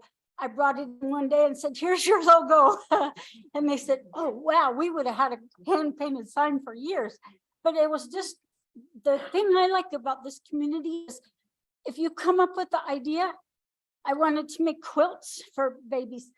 And I went to the board meeting and Shell said, well, is this going to take our librarians' time? And I said, no, I'll do everything. I just want to have it be a library project. And then they said, fine, you know, and I just think that's so great. You just come up with the idea and then come to the board and say, what do you think? And that really makes me feel like this is home, that we all can come up with the idea of how we individually can help the whole community. So. Good. Okay. Next. I don't know how many of you know Robin. She has done so many sewing projects and with ages like, you know, kids this big to adults, but and used to be over there in the community center. Just wonderful projects, quilts for babies in the community, huge quilts that we auction off. So that's what Robin does. She's behind you. There's a quilt right behind you. Please don't walk anywhere. You should just stay there. Hi, I wanted to talk about the stage. I've been a proponent for it since Archie Tafoya and I started the Fiestas 15 years ago or more. I've personally built a stage 10 times. It's not easy. It's not $200 in 2 hours. This year, Dave Rigsby paid 3 guys probably $700 to do it, at least.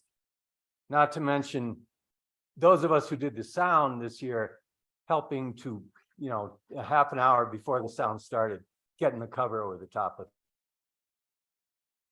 It's inadequate what's going on. The stage that was built Everybody watched it, loved it. I had to climb through a damn window 10 times to flip a breaker because every time somebody plugged in a hot plate, the sound disappeared. It's not adequate. The stage that was built, those people stomping on that, you know, the flamenco show was incredible.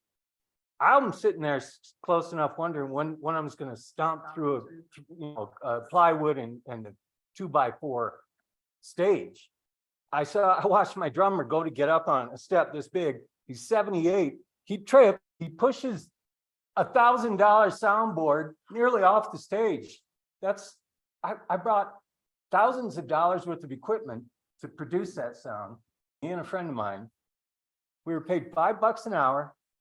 The least you can do is get us the equipment we need to operate it. 15 years been involved in putting a stage up. It's not adequate. And I want to know, before I vote for any of you, who's in support of building a stage for the fiestas? I'd like to know. Yeah, I'd like to know which ones of you are. And why not, if you're not? Rebecca, why would you be against the building a stage? I mean, are you, do you? feel Oh, support wait, for that? shoot, sorry. I want to put discussion that we started as a board a long time ago, that there are many minutes, because there's a lot of input that's been given, so it's. There's been a lot of input. Yeah. And the input I've heard over the years, I've heard Oh. cultural erasure. I didn't see it. Exactly. If I'm going to found a band called Bad Boys and Kemoso, and that's not erasure of any culture. That is an extension of culture. A public stage provides culture, and it isn't just Hispanic culture that this community can benefit from. It is a broad, wide culture. My kids live across the street, 10 and 12 years old.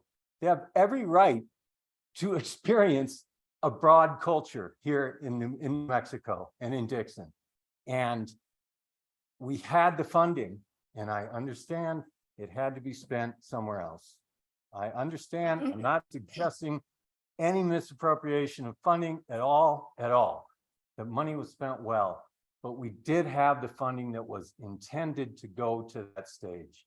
And those of us who have worked for 15 years or more on a lot of aspects of the fiestas and of community culture. I mean, my band has played hundreds. I've had many bands, hundreds of times. That's just as legitimate as any other act that could come here. And to prohibit the community from exhibiting the culture that comes from this community is a mistake. So I've also heard, I've heard gentrification as a reason for not putting a stage up. I didn't see any. I didn't see any gentrification. Did anyone? Did anyone see gentrification? Did anyone see cultural erasure? Anything? I think those are more felt than seen, Did our anyone taxes- feel it? Did anyone feel those things? Have your taxes gone up? No. Rio Arriba taxes are the lowest in the country.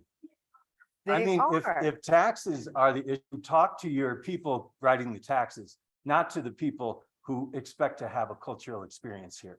Okay? I know in the past there's been, like at some point in the stage discussion, there was this, people were saying, it'll turn into Red Rocks. And it's not going to turn into Red Rocks. The Rolling Stones just don't show up here. You have to hire them. So the library has a responsibility. If they put the stage there, they're the ones who decide what events go on. Build a cultural experience. Okay. And I think that as I can speak for myself as a board member, because you're very passionate about this, it doesn't really matter how I support or what I think. At the end of the day, we're gonna have to go to the entirety of the community.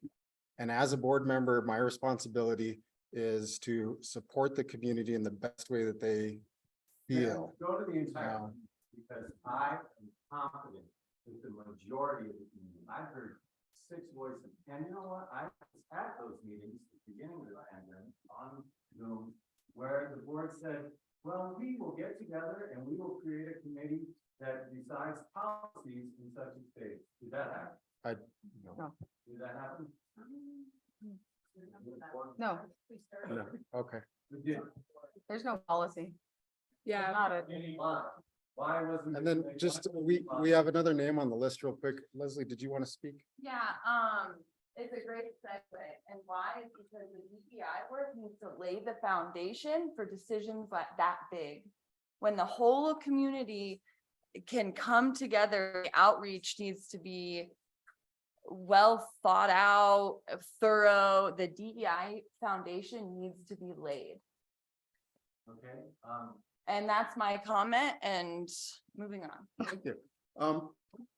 I love all of this discussion, and I feel like there's a couple spaces where people didn't take as much time as they needed. And so I'd like to open it up to anybody else that didn't get to put their name on the list, but would like to speak. Just give me a raise of hand and I'd love to hear your voice. Nicole, go. Wait, Oh. wait.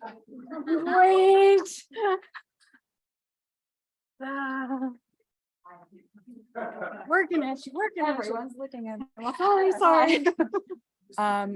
Just while I was listening tonight and I was thinking about the fiestas and you were talking about board members being paid for their time and the fiesta committee, the money coming out of their own pocket. That seems like a disincentivizing people to join the fiesta committee.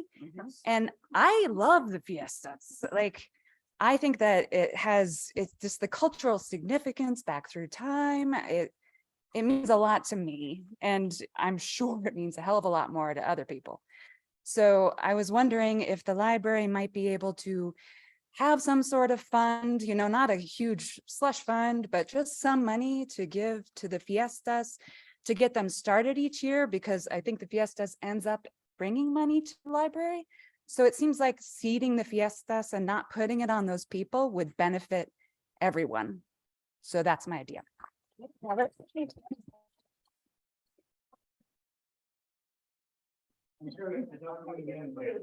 Yes, thank you, Kat.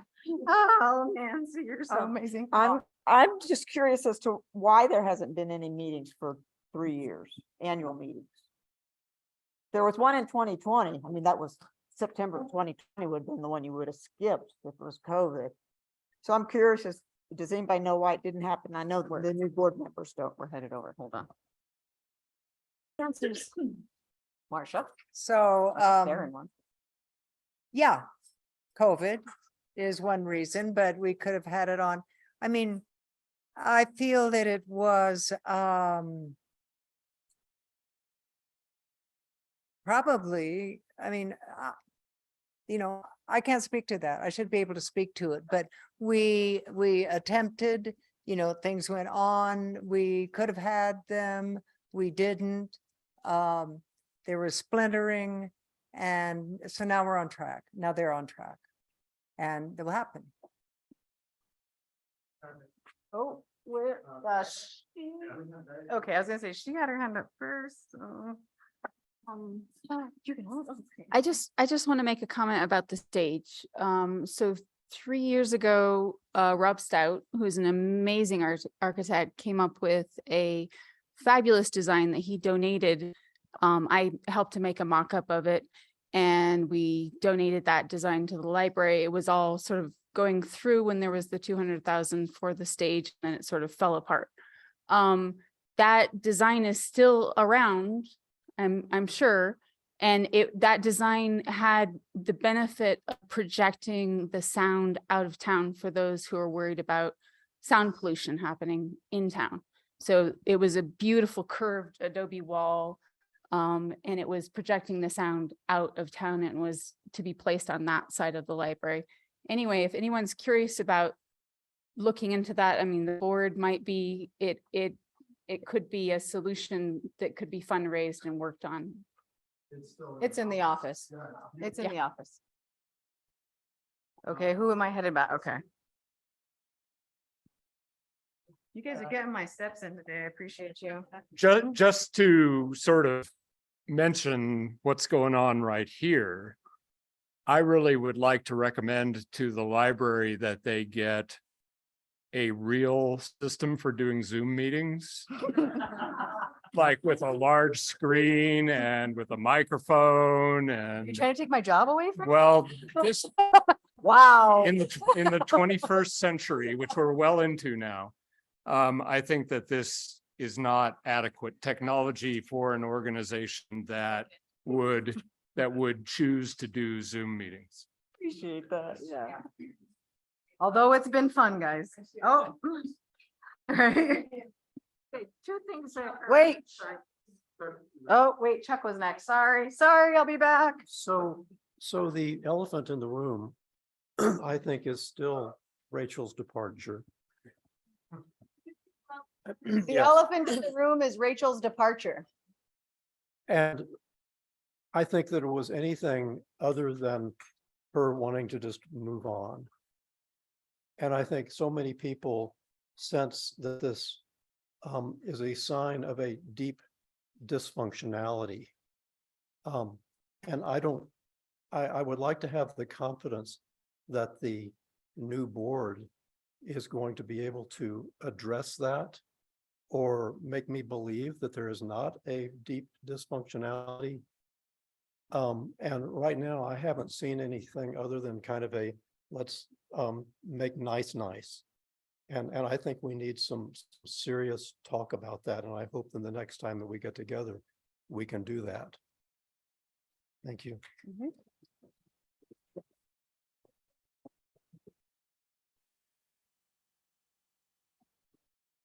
I heard two things. Rachel's fundraising exceeded her goals.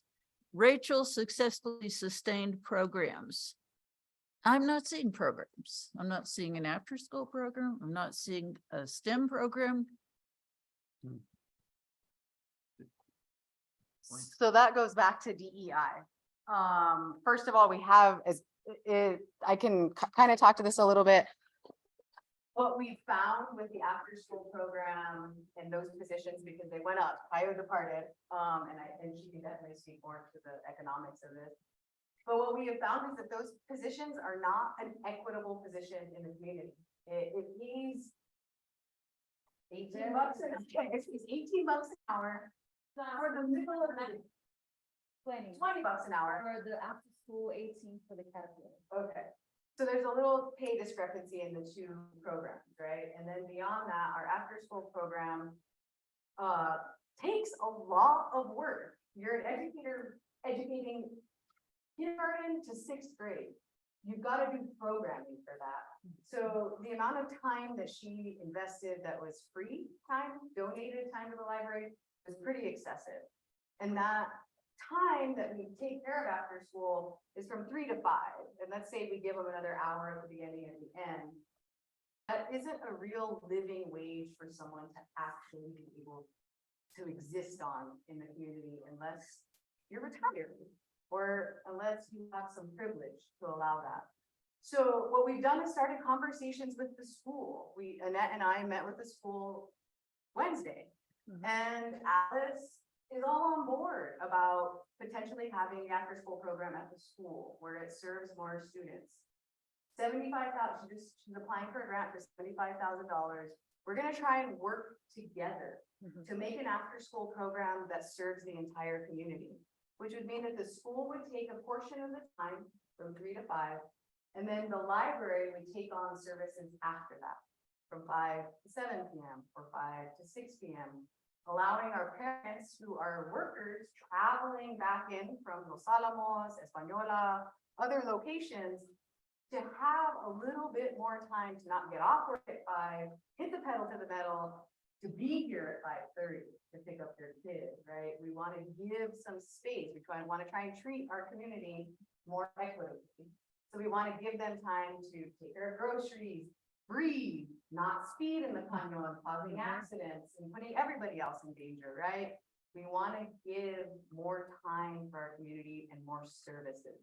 So in that, we also haven't had a lot of applications for either of these programs. Again, middle of the day, it's really hard to get qualified candidates to do this.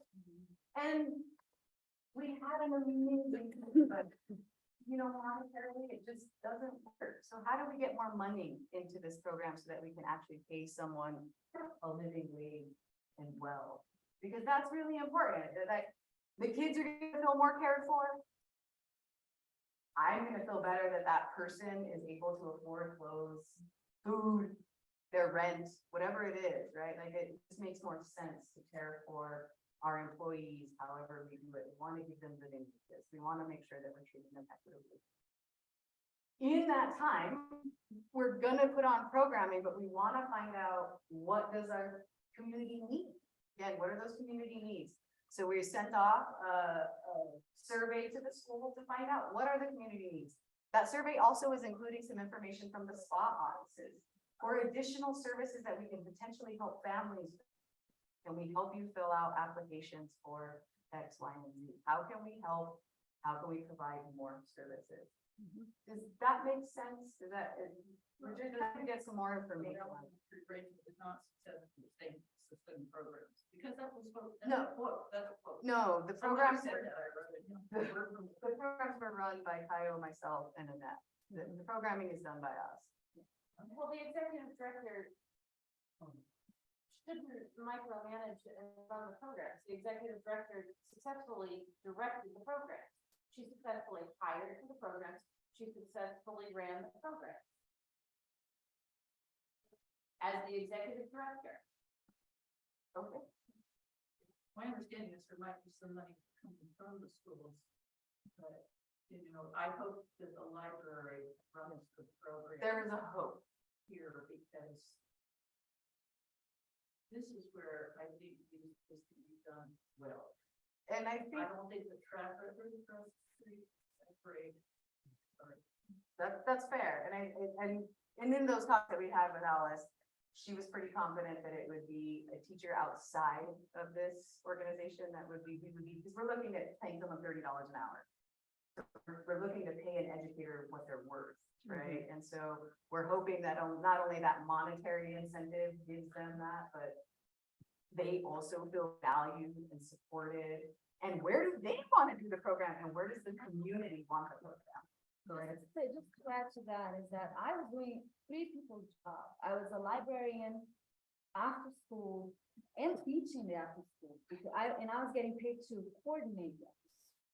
As an example, I moved on, fortunately too. I've been working with the Peñasco Theater for 20 years. I've been around this community for 20 years, and we have a new grant that allows me to go back to being a full-time with the Peñasco Theater as a program coordinator, period. I don't have to teach. I only coordinate programs, and I make $15 more than I was making before. And I don't have half of the stress that I had. Just a comparison, and I think the job that I was doing is a three-person job. So. No, I hear what you're saying. I'm just like, I hope this happens under the umbrella of the library, or within the library. And that's the goal. That's the goal. That's the goal. I am super passionate about this. That's one of the reasons. That is one of the reasons I joined the board, because I'm so passionate about these programs. I love those programs. I love this library.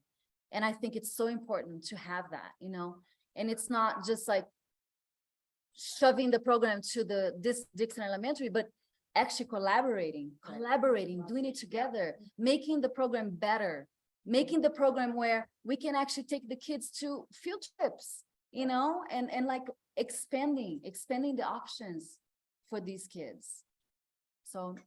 And I want to thank everybody for this moment that we've been able to have here. I know it took a little bit more time than you guys had anticipated, 45 minutes to chat with you guys, to get to know you.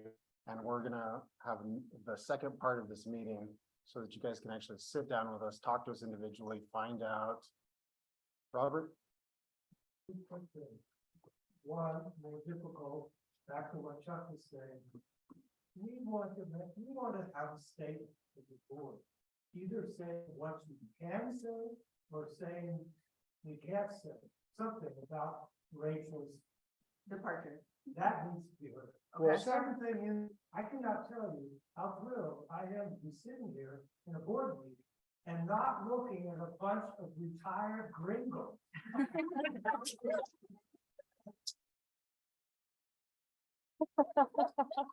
So, so I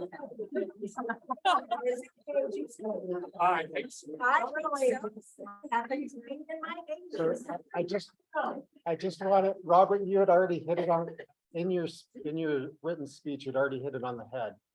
There's a personnel issue that we are not, because they've consulted a lawyer, we're not able to talk about it at this time because it's an ongoing thing. I don't even know what it is because we're supposed to get together in an executive meeting to discuss what had happened and what the lawyer's recommendations were. I don't even know. And it's one of the questions that I posed this morning was I had read Shell's email and I was sitting there going, well, this is a question I've had for 3 months that I've been involved in this and I still don't have an answer for it. I'd like to know. And it hasn't been answered for me. And so once we're able to get together and we consult with the lawyer on what can actually be put out because it's still an ongoing thing, we'll let you guys know. And you were absolutely right about liability coming back. As a new person that had nothing to do with what happened before, I'm also assuming liability by taking this role. And if on our next meeting, we have so many open spots, if any of you want to share in that liability, I would love it. But we've gone over an hour and I've got my babies in the child center and I need to get them home. So can we wrap it up? Yeah, we need to wrap up 2 things. One is to identify the date for the annual meeting part 2. Okay. And the other thing is to have membership decide how they want the vote done. Is it, will there be a time frame?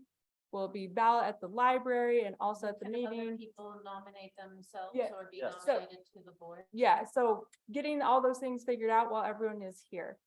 So my recommendation is that we do the board meeting in another week or 2 weeks, depending on how much time we feel like.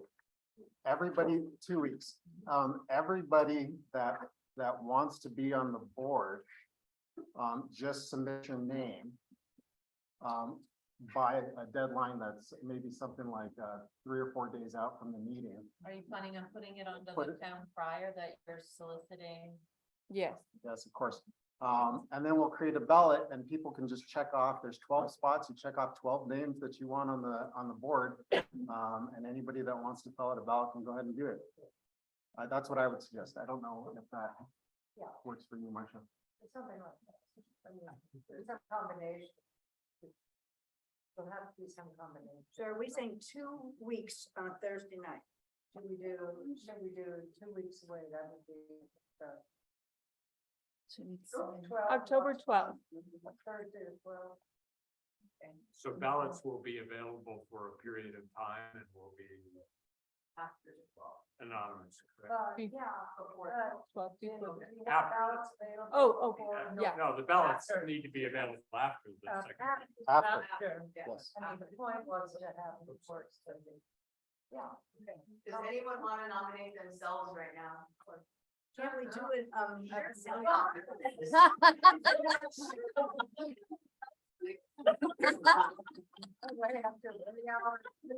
We should have our meeting. Anybody feel like Anybody wants to bring that up? the old Brincos? Yeah. So I think a little bit of time to think about it, and so that's why I like the idea of announcing in the town crier. Just to send, how would we do it? We would email the board, or how would we put our names in if we do want to volunteer? Or On the town crier, we can put librarian email address probably. that's a good idea. Yeah. Okay. Okay. Would it be posted on the website as well? Yes, Yes. yes, yes. If the word gets out a bit more, yeah. We will also try and share on Google Penasco, Dixon to the Grapevine, and if you pick up on this on social medias, please share. We Yeah. appreciate you sharing. And Hop on an Uber door. Ask them to come with you. Bring them, please. And the thing is, you don't have to live in Dixon, you can live anywhere In our service area. in the service area. Okay. And you have to be a library member. You have to be a library member. You have to have a library. That's right. With that, I'm gonna make a motion to adjourn. Thank you. Thank you. Sure, yes, thank you. Hi. Yeah, good job.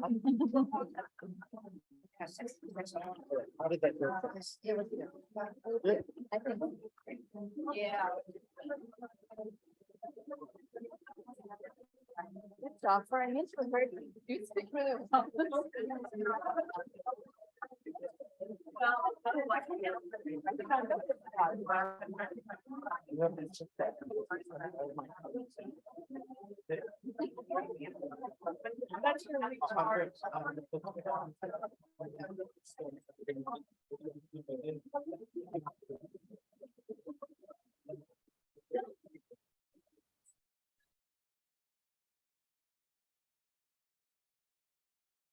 Hi. Long, long, but that was so necessary. Good.